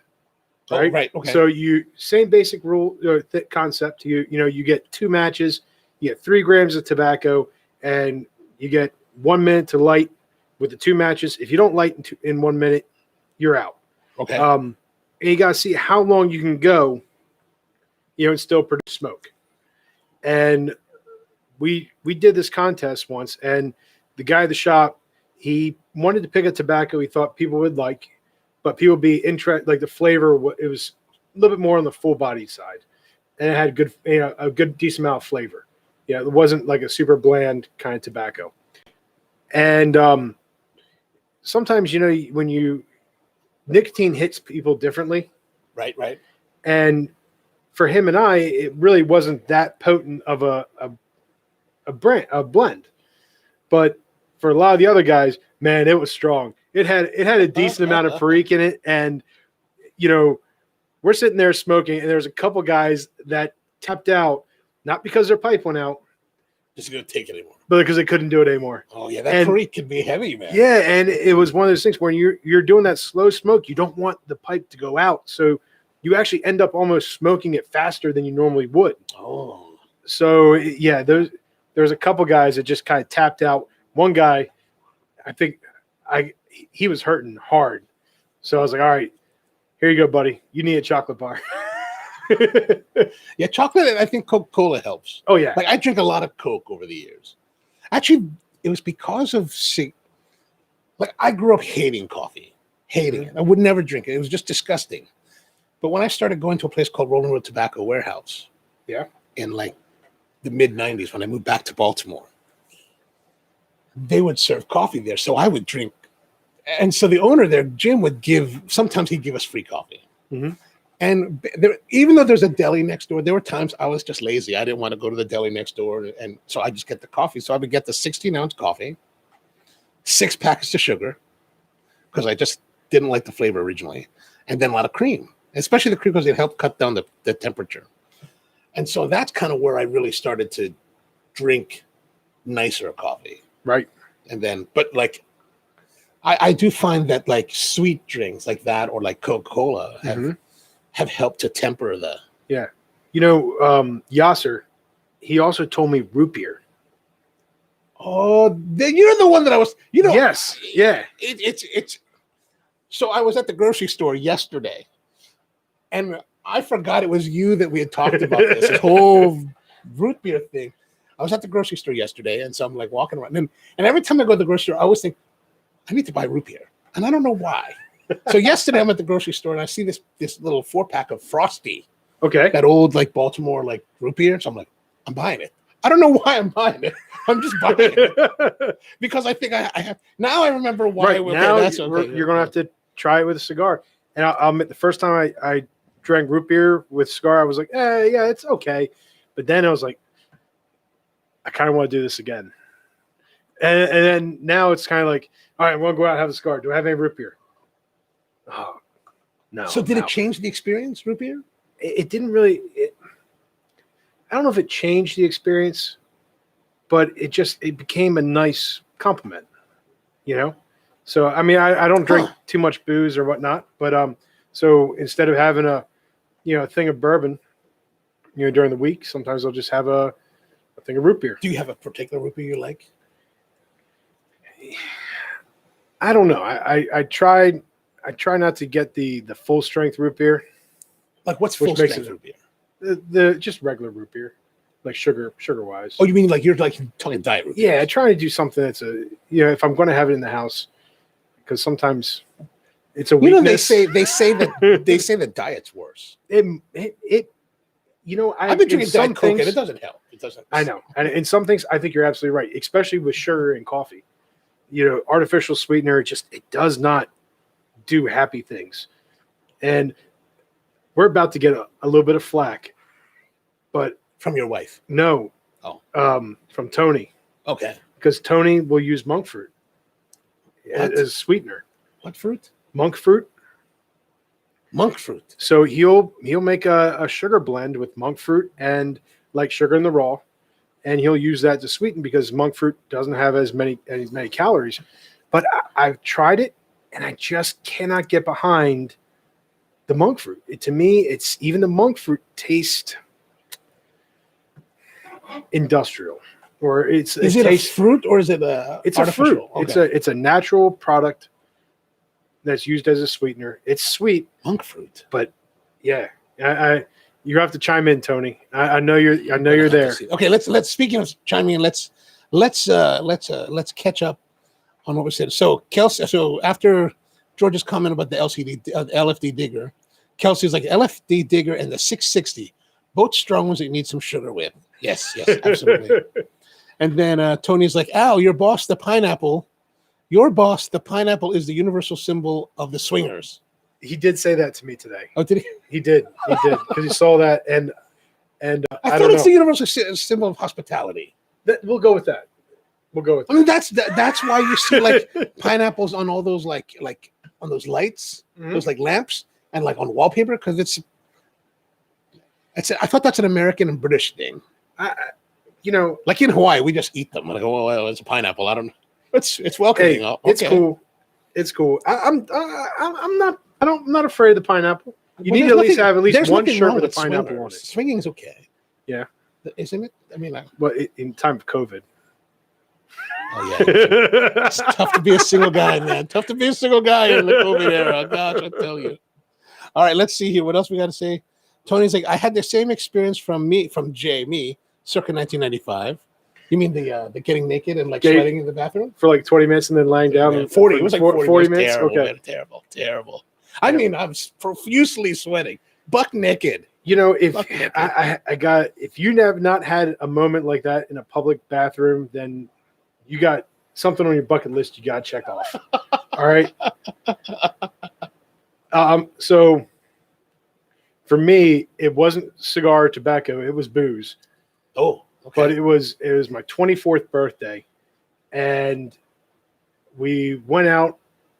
I drank a lot of booze. Then we went.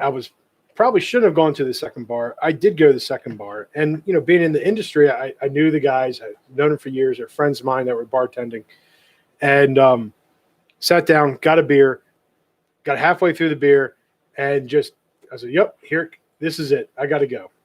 So as I'm going up towards the bathroom, I hear the bartender say, "Hey, go to the women's room," okay, because there's more stalls. He didn't want me kind of blocking up the one stall in the men's room.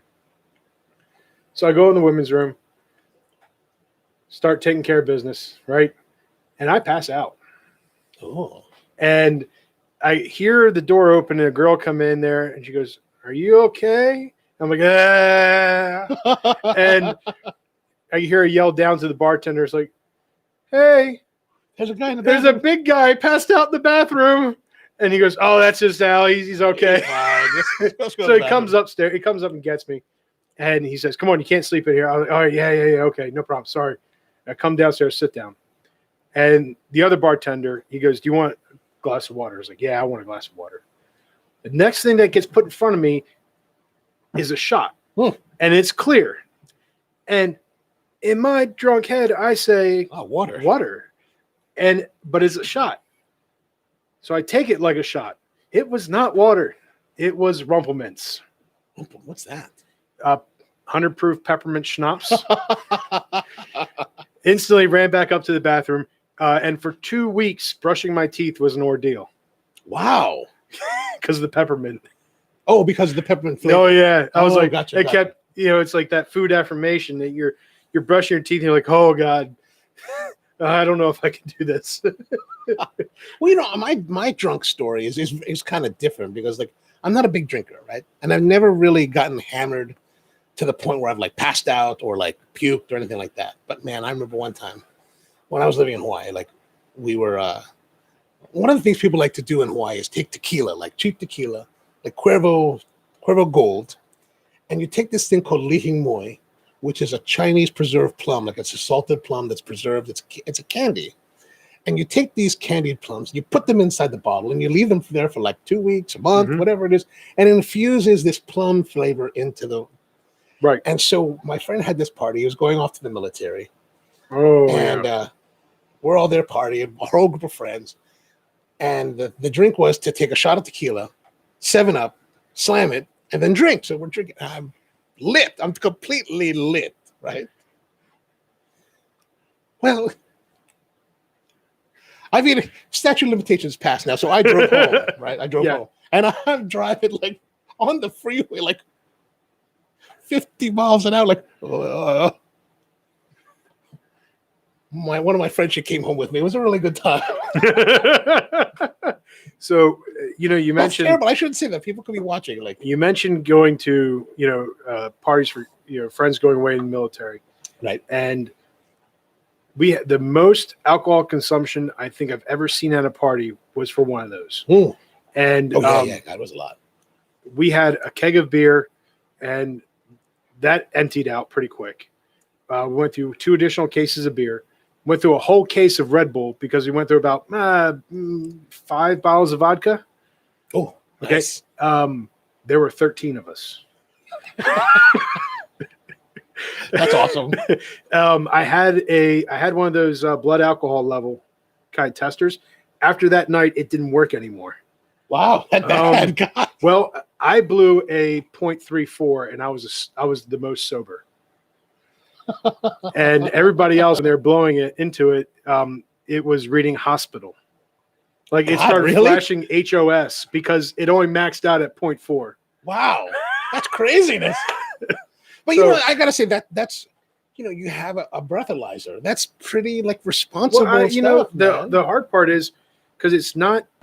You can take that time off that you think you need to sober up, but if you're that drunk, by the time sober up. You think you're a lot better, but you're still not sober. Yeah, I thought I was a lot better when I drove home. Yeah, so I drove home for other reasons. I was like, well, you want to go? Okay, let's go. Yeah, pre-Uber.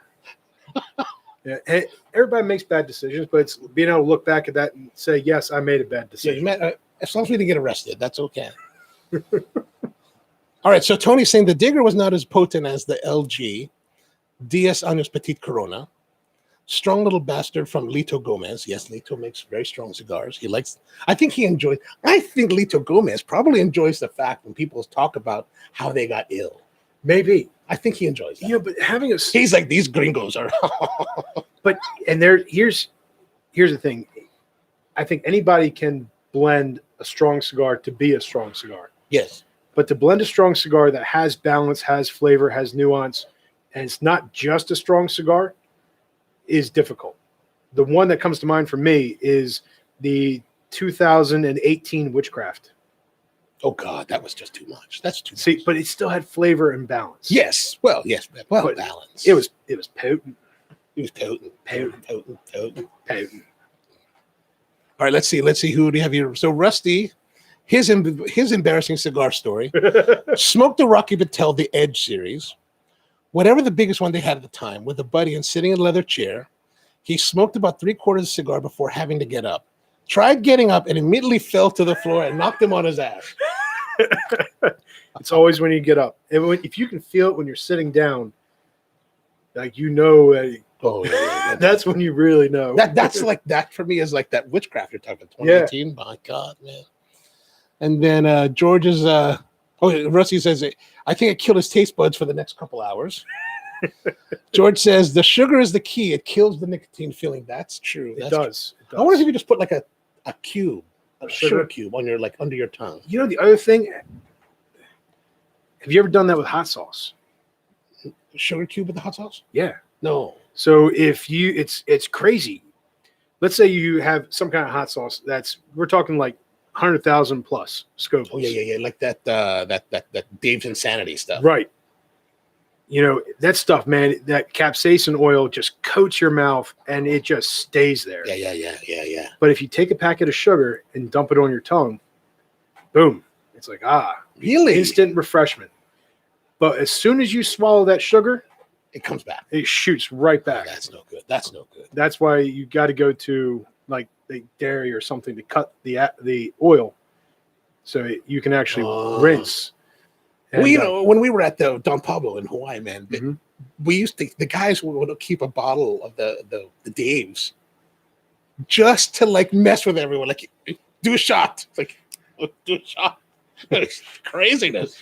All right, so let's see. Kelsey is like, oh God, when I gave a pineapple to a friend for a housewarming gift, did he think I wanted to sleep with his wife? Yes. Nice. All right, so Tony says British West Indies, it's the symbol of hospitality. The British West Indies. Okay. Yeah. See? Yeah, British. I know that's British. Right. Yeah. That's right. And then Tony says also he was referring to the introduction to cigars. I'm not sure exactly what that was. Hey, that was all right. Yeah. So how's it doing now? How's it doing now for you? It's still really good, still enjoyable. You know, sometimes you start getting caught up in the banter, you lose a little bit of it, but bottom line, it's still enjoyable. And yeah. You know, 100%, I would buy this cigar again. Yes, you know? I would this again. This is definitely, when we were starting off, I wasn't sure. Yeah. But now, yeah, I think it's definitely worth it, especially for $8. Yeah. Hell yeah. Yeah. Hell yeah. Exactly. It's a nice place. If it were 13, no, I don't know. You know, a nice cigar for 13. Yeah. Nice to try. Mm-hmm. And, you know, depending where you are in the States, you might see that swing with OTP. Right. You know? So, but then again, if you're in that area, all the other stuff is going to be that much higher too. But I think here, like, because that's just the $7.95 is the MSRP. So I think, and I don't recall what I paid for this one, but I imagine it's like probably $8.59 maybe with OTP here. Yeah, no, about 15-20%. Yep. So not too bad.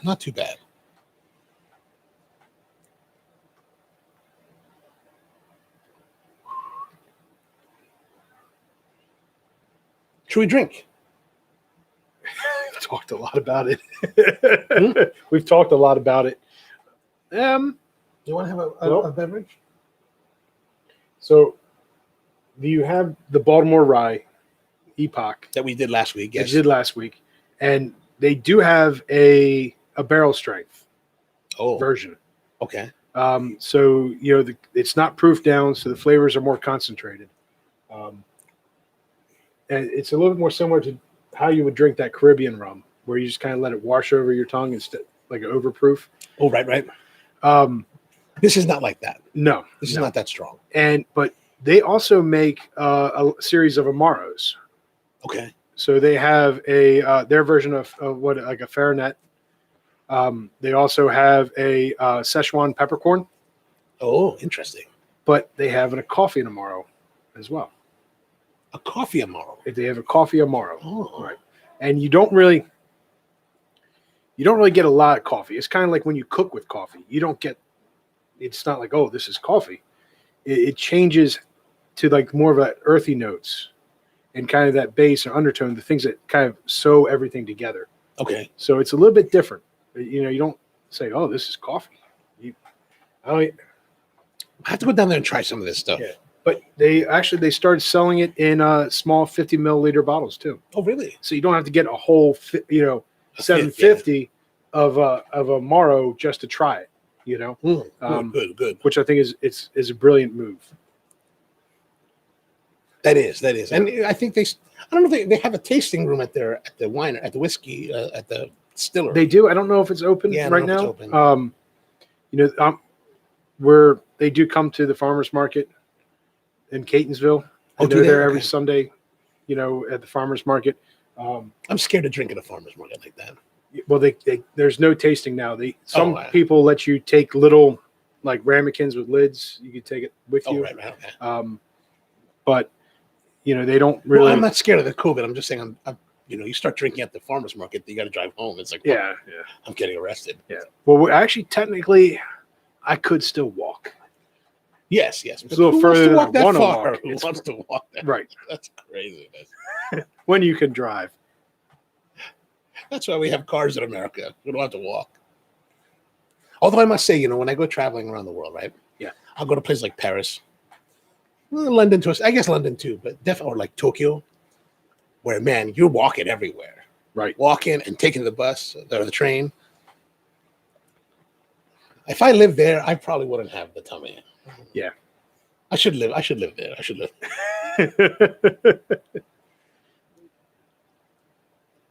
But you're right. I don't know. I mean, if you are drinking, you're drinking like a quarter of an ounce, if that. It's normally even less than that. Yes, but what if you get multiple samples? Like you can't just try the one tomorrow. You have to try them all. And then you just can't try like the cash strain. You got to try the other ones. And then soon you've got like 4 ounces. Then you got to go to the old line and try their stuff. Yeah, exactly. And then Elegant City Distillery. And then, wait a minute. There's a brewery there too. So you got to, and then the winery. Yeah. And then drive over to Guinness. That's right. You got to try that stuff, Yep. Because if you're in Catonsville, you're only, 10 minutes from the Guinness brewery. It's just a spiral that just goes down. You're just like, wonder where your Sundays go.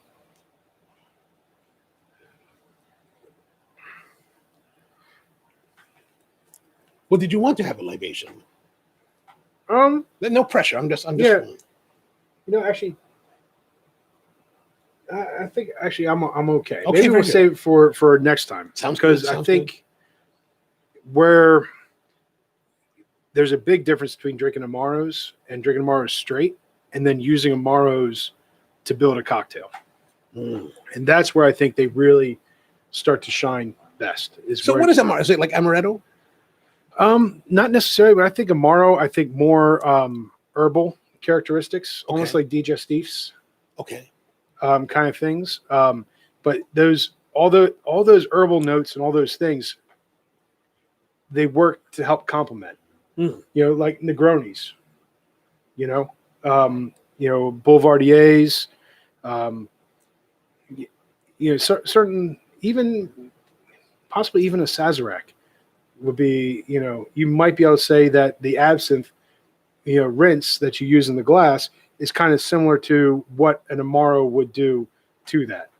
So, and also to the extent the bitters, because you're using those Peychaud's bitters, which have that anise kind of flavor to them as well.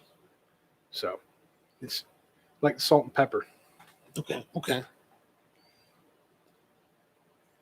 Hey, Rusty, by the way, did you ever were you able to get in touch with David? I know that I don't know if I can't remember if I was supposed to give you his contact information. If I haven't, just text me tomorrow and then I will send that over to you right away. Sorry, I totally forgot about that this past week. No, well, now I know he's been in the food service, but has he been mostly back in the kitchen? Yeah, he's he worked as a corporate chef for Marriott for a long time. Okay. Yeah, it's funny when you start talking about, trying to, building a cocktail to match, what you're doing, what you're drinking, help elevate both, and tying that in with food and everything else. Well, do you find that certain cocktails are better suited for cigars? Yeah. Oh, absolutely. Absolutely. That's a Manhattan old fashioned, those types of cocktails, they go really, really well. Okay. Even just, cigars and port, cigars and cognac. Let's put it this way. You're not really pairing a cigar with a Truly or a White Claw. You know what I mean? Like I want to have my White Claw and cigar. My Zima. I got my Zima. Yeah, Zimas. But even, certain beers do pair, I think, better than other styles. Like more stouty kind of beers? Something a little bit more that's a little more maybe malt forward. Okay. Rather than, something, well, I say malt forward, I mean more of like that, like amber malts, lagers or ales. Like a Boddington kind of thing? Yeah, not necessarily something, well, your stouts can do good things, but sometimes the IPAs, no, I'm not. I don't think an IPA would really. I wouldn't put a pairing with a cigar with IPA. But sometimes the hard one is wine. Oh yeah. And because wine, you're going towards that Cabernet, that Zinfandel, those really big, full-bodied reds. You're not gonna really say, oh, nice glass of Prosecco and a cigar. It seems wonderful this evening. Oh, that's true. That could be true. I think one of the best pairings with liquor that I've had was I was in Bangkok. So I've got this group of friends in Bangkok, right, that we smoke together. And there's this place I think it's called the Cohiba House.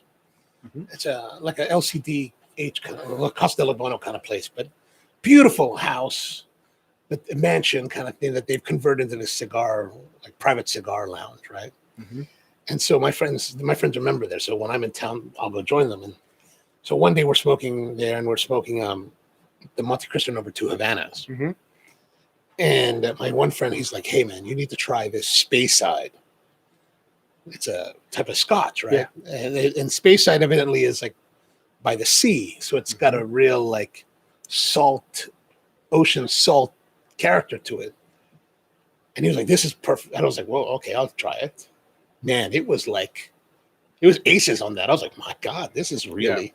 Yeah. For me, it was the first time that I found liquor to pair like really well with a cigar. And it was specifically, and he was like, this particular Speyside. I don't recall what it is. Mm-hmm. It's somewhere in my Instagram feed, like from years ago.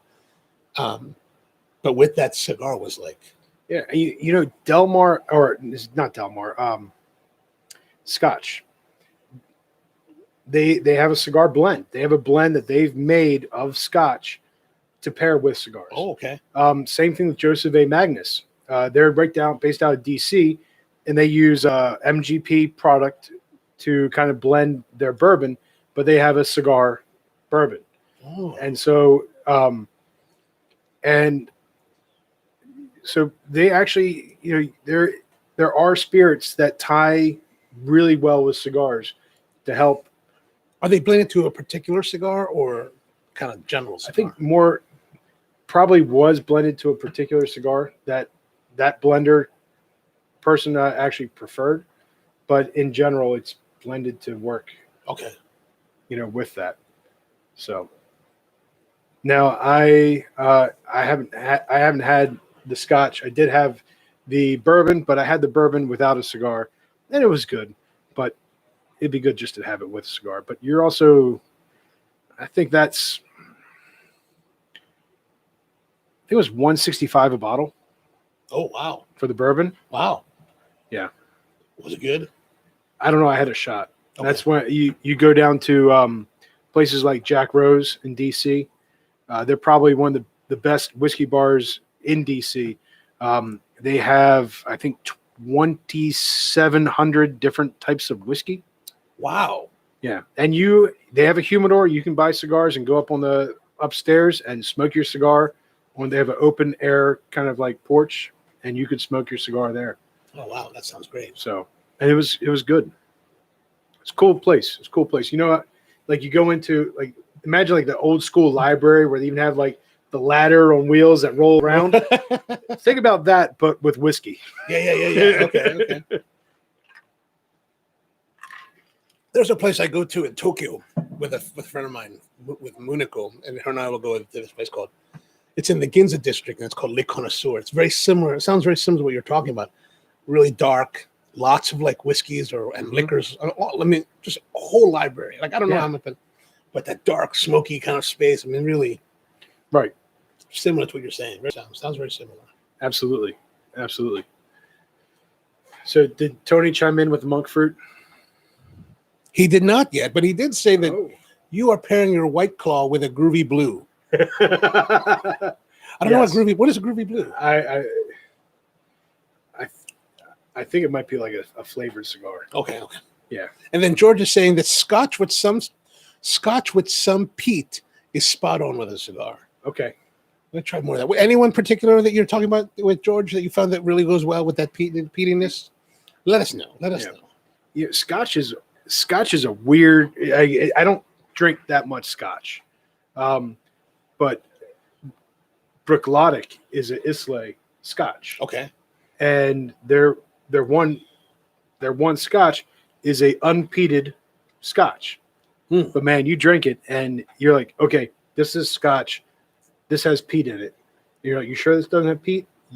And so it tastes like it does. It tastes like it has peat, but it's because of where the grain is grown. Oh, and it really just picks up.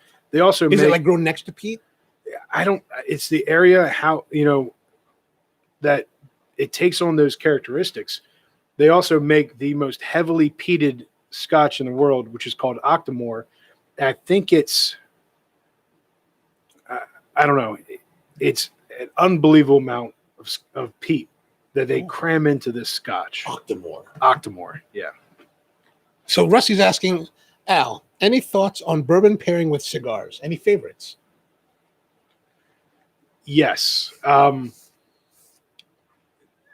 When you can find it, the Michner's Toasted Barrel, I thought went really, really well with cigars. Michner's Toasted Barrel? Yeah, it's a toasted barrel bourbon. Does that mean that it's more toasted? The barrel's more toasted than normal? So they have a series they call, they also do it in rye, which I think they just released their Toasted Barrel Rye, which is also really good.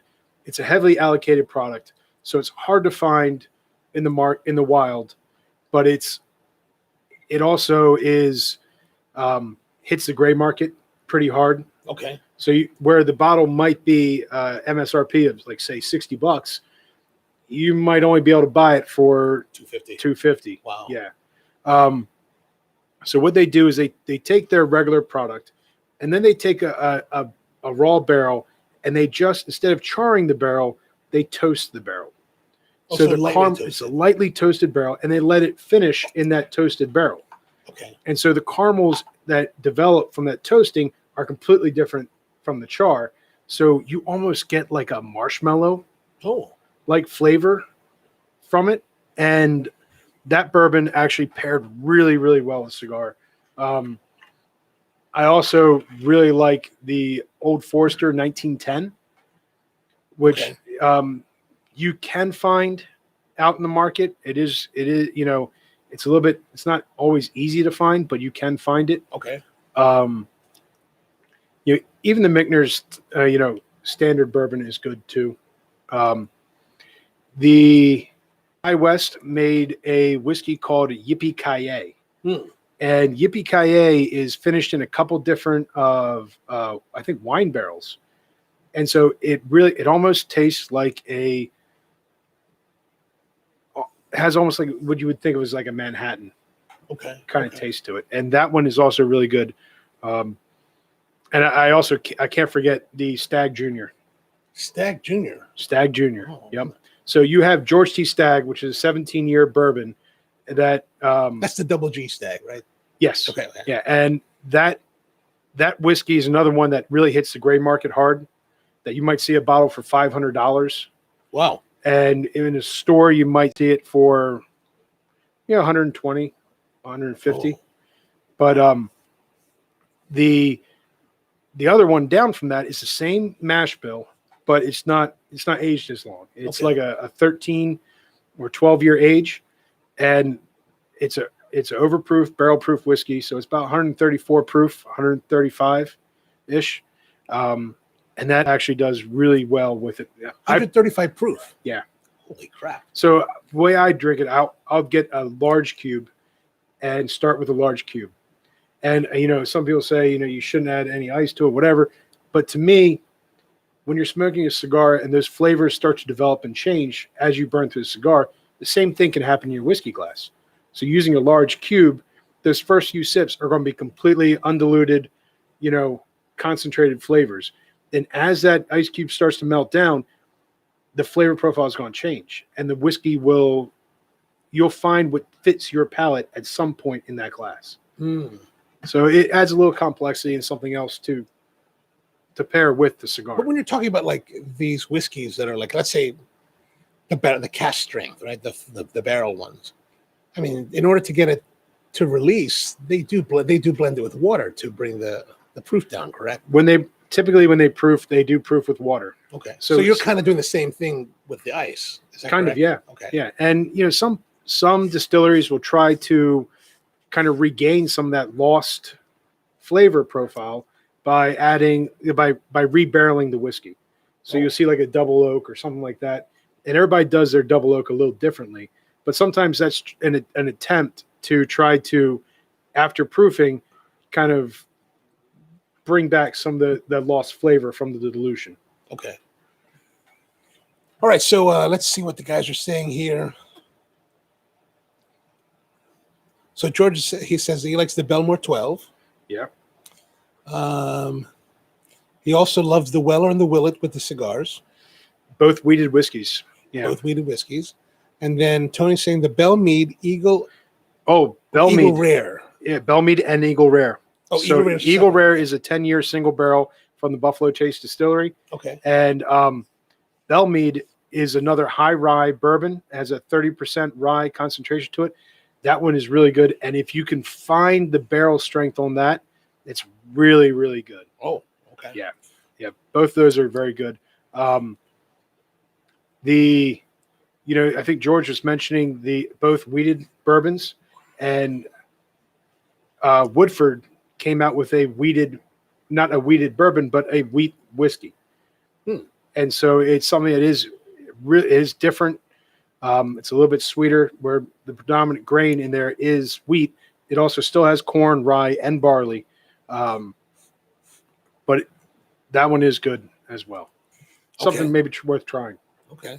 And then Tony's also saying the Michener Blue American. Yeah, the American blend, which I think the American, I'm not sure. They might also do some other finishing in that whiskey as well. Okay. And he also likes he's also a fan of the High West Midwinter's Night Dram. That's a limited release rye. Okay. That they come out with once or twice a year. That's allocated product. It's kind of hard to find as well. So, but yeah, High West makes some good juice as well. There's a lot of good spirits out in the market. And a lot of the stuff also is MGP products, but that's not necessarily a bad thing. No, what's MGP? So MGP is the old Seagram's distillery that's out in, I think, Illinois. Mm-hmm. And so they really don't bottle anything themselves. They just make juice. Okay. And they'll age the barrels, and a startup company says, hey, I want to blend my own whiskey.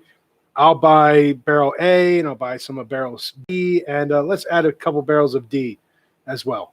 And they'll blend their own juice using the product that's already available. That's actually Bellmead, did that to help build capital so that they were able to jumpstart their own distillery. And so these are how new distilleries are able to offer 10-year age.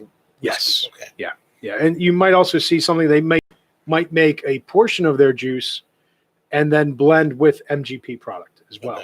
Okay. There's I think it's Old Scout. It's based out of West Virginia.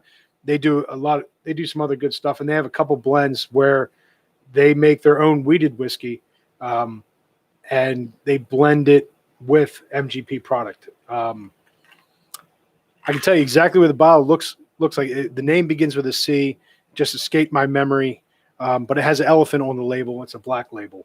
And if you can find the 100 proof, you buy the 100 proof, because they reblended it, and when they re-released it, it was 90 proof. So if you can find the 100 proof, you get the 100 That's proof. the one to get. Yeah. Okay. Okay. Also, Sagamore did that. Tony's saying that the NGP product. They did. Mm-hmm. Rusty says, thanks for the bourbon suggestions. Once he gets the paychecks, he will be able to hit the liquor store. Yeah. But you know, if you're looking at those bourbons, you got to look at A, what you can find, and B, what fits that price point. And Buffalo Trace for a long time was that great whiskey. It was an 8-year-old whiskey that fit a really good price point. The only problem with Buffalo Trace is availability. Once it's in, it's gone. It's hard to find now. Oh, is it really? Yeah. Because for a time there, I would always see it at the stores. Okay. But if you're looking for something that is a good bourbon that's easy to find, that's at a decent price point, I don't think you can go wrong with the 100 proof Old Forester.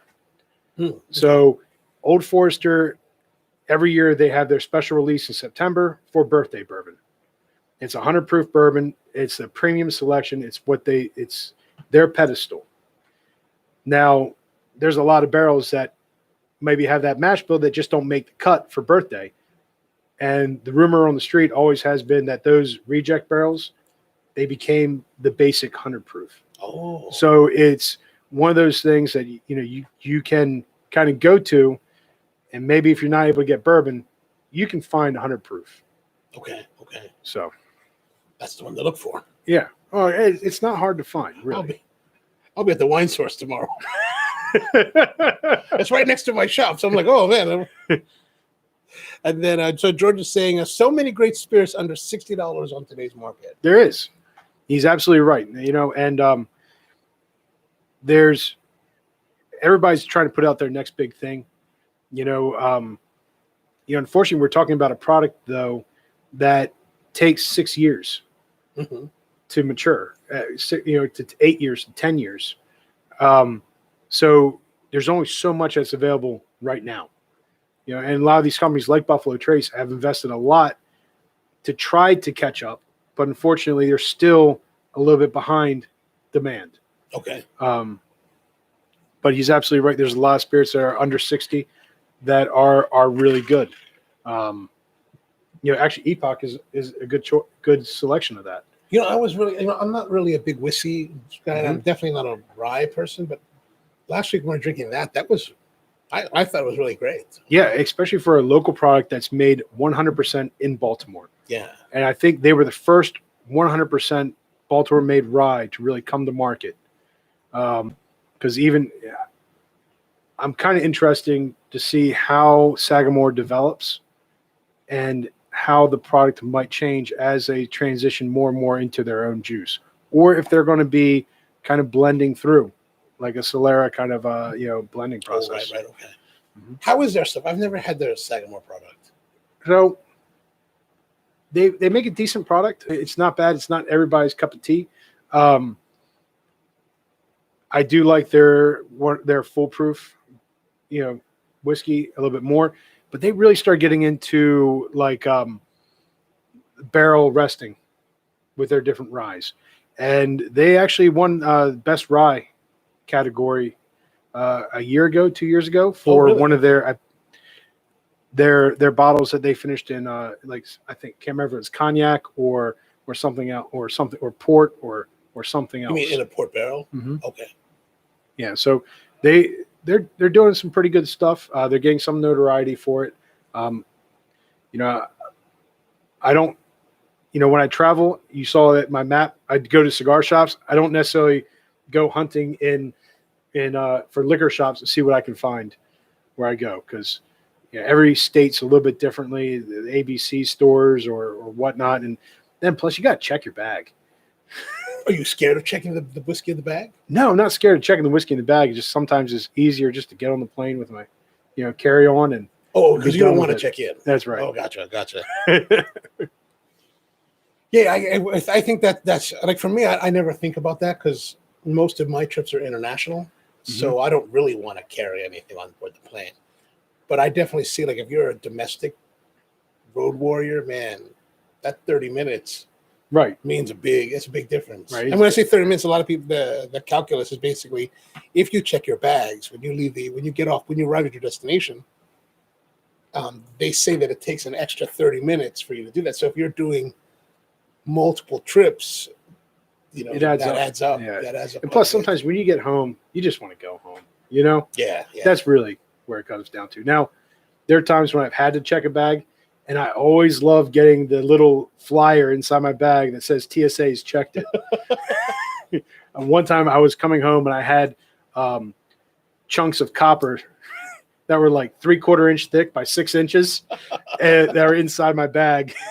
And that one got inspected. I think I have majority of the time that I travel, I have the inspection tags inside. Yeah. Because I've got all kinds of like stuff inside the bag. So it's like they're always looking at it. Yeah, it's okay. It doesn't bother me none. Nah, the only thing that bothers me is like, hey, I don't mind you inspecting. I get that, but at least put it back. Put it back the way that I had it would be nice, Because sometimes it's all like messed up. It's like, what the hell is this? So when I travel, I became a really big fan of using packing cubes. Mm-hmm. And so if the laundry is dirty, then hey, it's just dirty laundry. Right. But all my other stuff, I'll use packing cubes. So typically with packing cubes, I haven't had TSA freak out and kind of start digging into my packing cubes. Maybe I should try that. That'd be interesting. Packing cubes. Yeah. So how's that smoking now? It's changed a lot. But it's pretty solid. Yeah.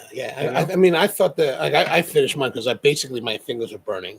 Right. And I thought the spice really came out. We've been doing these shows, right? And they've run about 2.5 hours on average, or more or less. And so let's see the schedule coming up. We've got. So next week is the Stolen Throne Call to Arms Sumatra Corona. And then on the 17th, there'll be the Stolen Throne Crook of the Crown Robusto. But on the 10th, 2 weeks from now, is the Rocky Patel World Championship Mareva, which is a really, I don't even know would that even qualify as a Corona? Maybe more like a petite Corona. Yeah. And there's part of it that wonders, like right now, is like, man, what's gonna, on that episode, will that be an hour long? I don't know. I tend to smoke pretty fast. Yeah, the Crook of the Crown, I believe, is the one with the Raven on that. And that cigar was the first one that they came out with. The other one is brand new. Okay, that's that's their second release total. But the Crook of the Crown was really, I thought was really good. Really good. I haven't tried any of those. I didn't even hear about Stolen Throne until I went to go buy the cigars, and it's like they were like, "Give it a try." I was like, "All right, I'll give it a try." Yeah. Something new, something different. I think Stolen Throne is from Austin as well. Have you heard? I'm not sure. I think I saw that on a blurb that I looked up because I was kind of looking them up a little bit just to get an idea, but I didn't really read heavily on it yet. Right. But all these cigars, you'll see them in the show notes below. So if you scroll down, you can see the show notes that says what's coming up over the next 3 weeks. And I got all these cigars from Tobacco Leaf and Jessup from Rahul. And so you can get them from him down there. His number is 410-799-2094. Give him a call. Be like, hey, man, I need to get these cigars for the coming weeks. And then that way you can try it at the same time. Right. Oh, my. Yeah, absolutely. So if you have any ideas of what we should smoke after the 3 weeks, drop those in the comments somewhere. Let me know what you think, and we'll try to get them.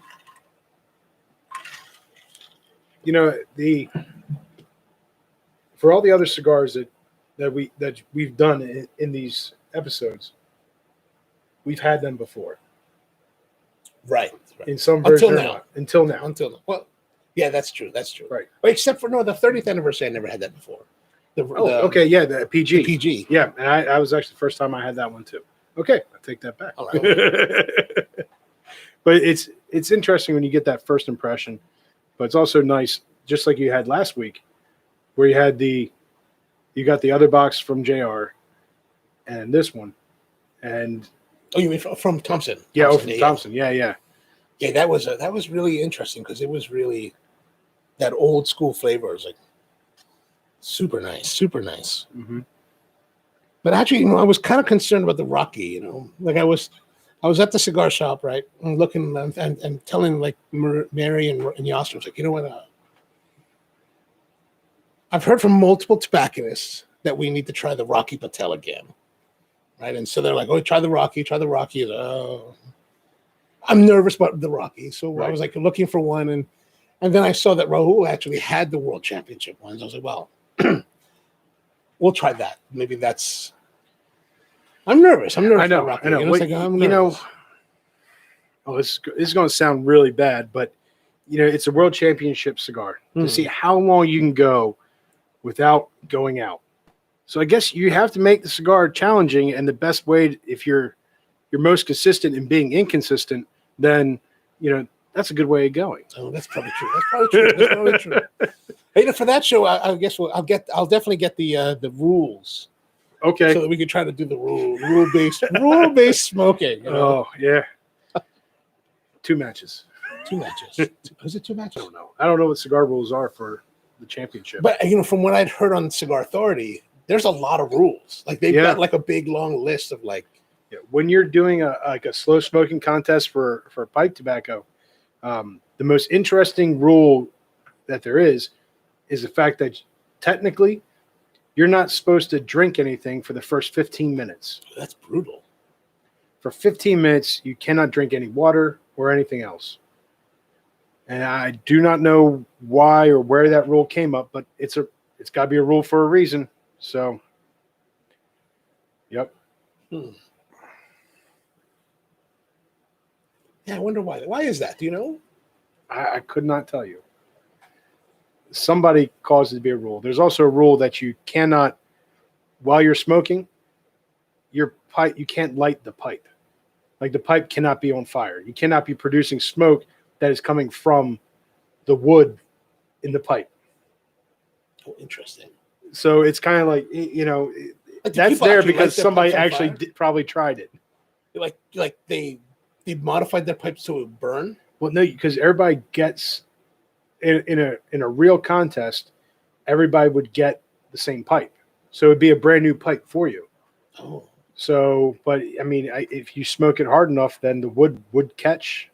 And so, is there like a world championship of like pipe slow smoking? Oh yeah. And you win prizes?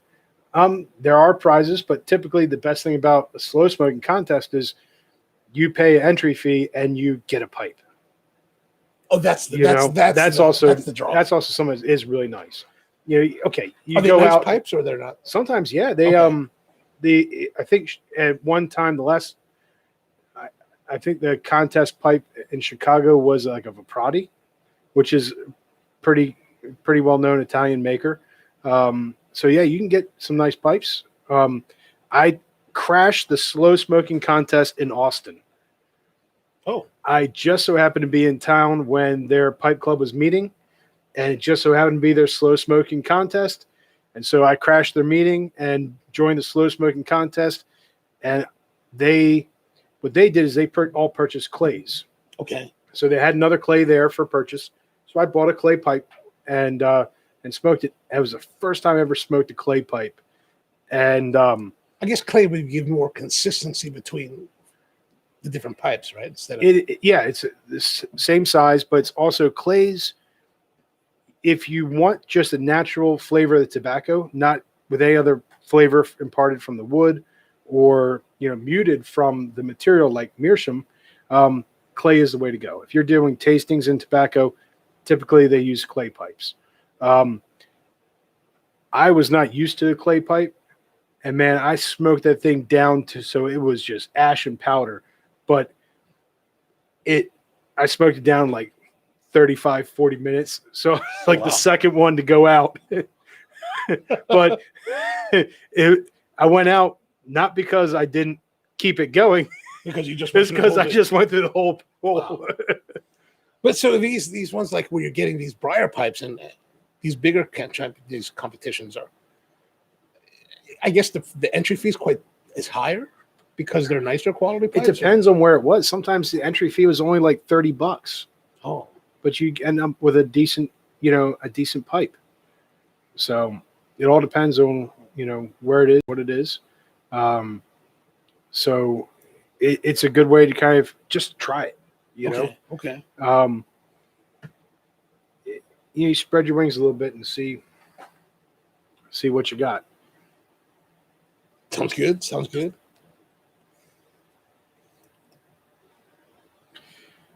Yeah, I was a little bit slower than you this time. I'm always fast. I'm always perhaps not as fast as our friend Brian, but that guy's fast. He's fast. And a lot of smoke. Oh yeah, he's fast. He's fast. He's real fast. He'll do like an A size in like half an hour. Dude, maybe he's the one for that Rocky. He's the guy you want to compete with for the Rocky. Right. Like, all right. But that's okay. He enjoys it, Oh yeah. So bottom line, it doesn't matter. As long as you enjoy it, that's what it is. That's the most important part. Mm-hmm.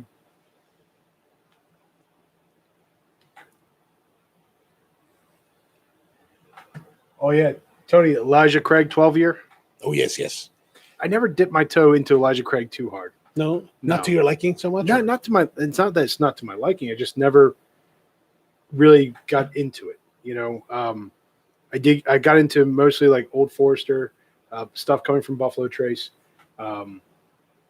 stuff coming from Michner's, High West, of course the Greenbrier, which is the one that makes Bellmead.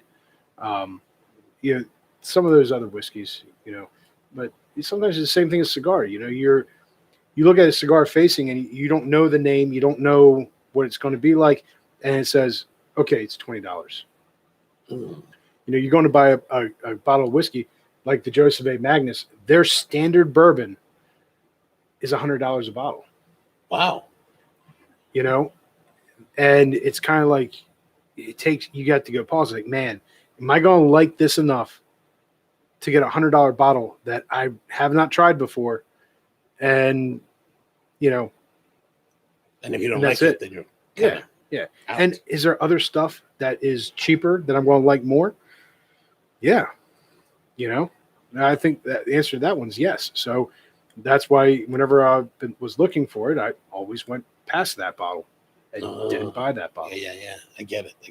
Well, it's kind of like cigars in that respect. Right. Exactly.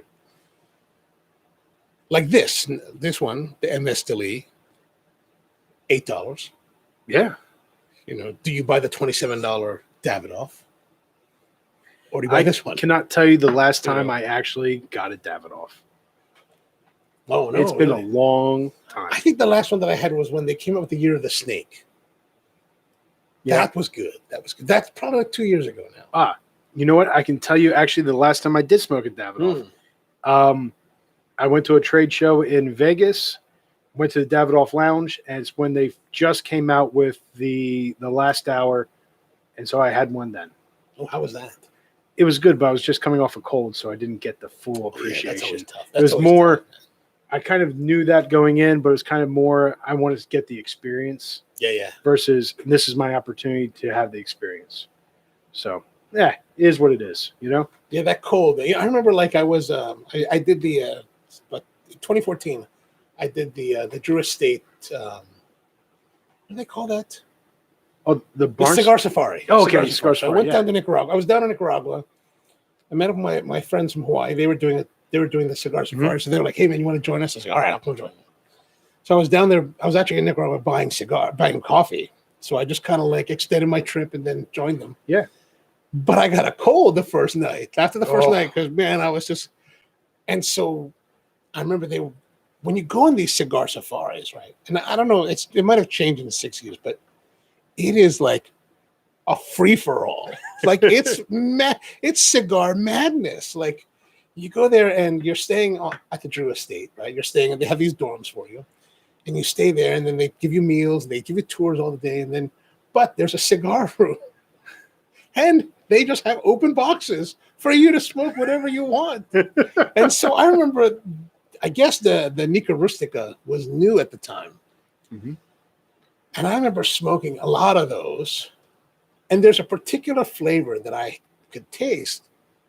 But I think the flavor is only because I had a cold, and I was like, and I don't know if I really liked it, but it just had this weird, quirky like flavor to it that I was like, and I could taste. That's all I could taste. That's all I could taste. And it really is kind of wrong, but when I get sick, if I get a cold or something, that's how I judge whether or not I'm sick or getting better. Is can I still taste the cigar, or am I starting to taste the cigar again? Yes, no, that's good. That's good. It's probably the wrong way of going about it, but it's true. It works. It works. It works. Yeah. Gosh, man, that's good. Yeah, I'm trying to just think of what that tastes. It's a weird, like, funky flavor when I have a cold and I try to smoke a cigar. It's just For me, it just completely gets muted. Yeah, absolutely. And absolutely. it's you lose all that olfactory. Yes. So I know. Yeah, it is what it is. It is what it is. It is what it is.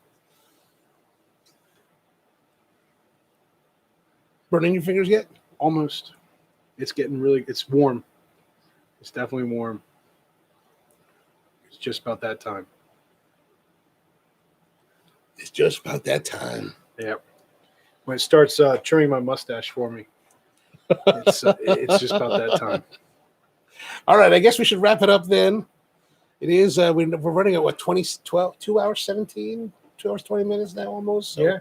It's about that time. It's been a good hang with you guys. Yeah, absolutely. Yeah. All right, so like I said, if you want to if you want to try the cigars we'll be smoking the next coming week, give Rahul a call. I know he's got them in stock. Stolen Throne Call to Arms Sumatra, Rocky Patel World Championship Moreva, and then the Stolen Throne Crook of the Crown Robusto are coming up. So, but other than that, I guess we'll sign off now. Thanks for tuning in. If you have any ideas, any suggestions, drop them in the comments and let us know, and we'll work them in. Absolutely. Thank you. All right, thanks. Have a good night. See you guys later. See. How do we do this smoothly?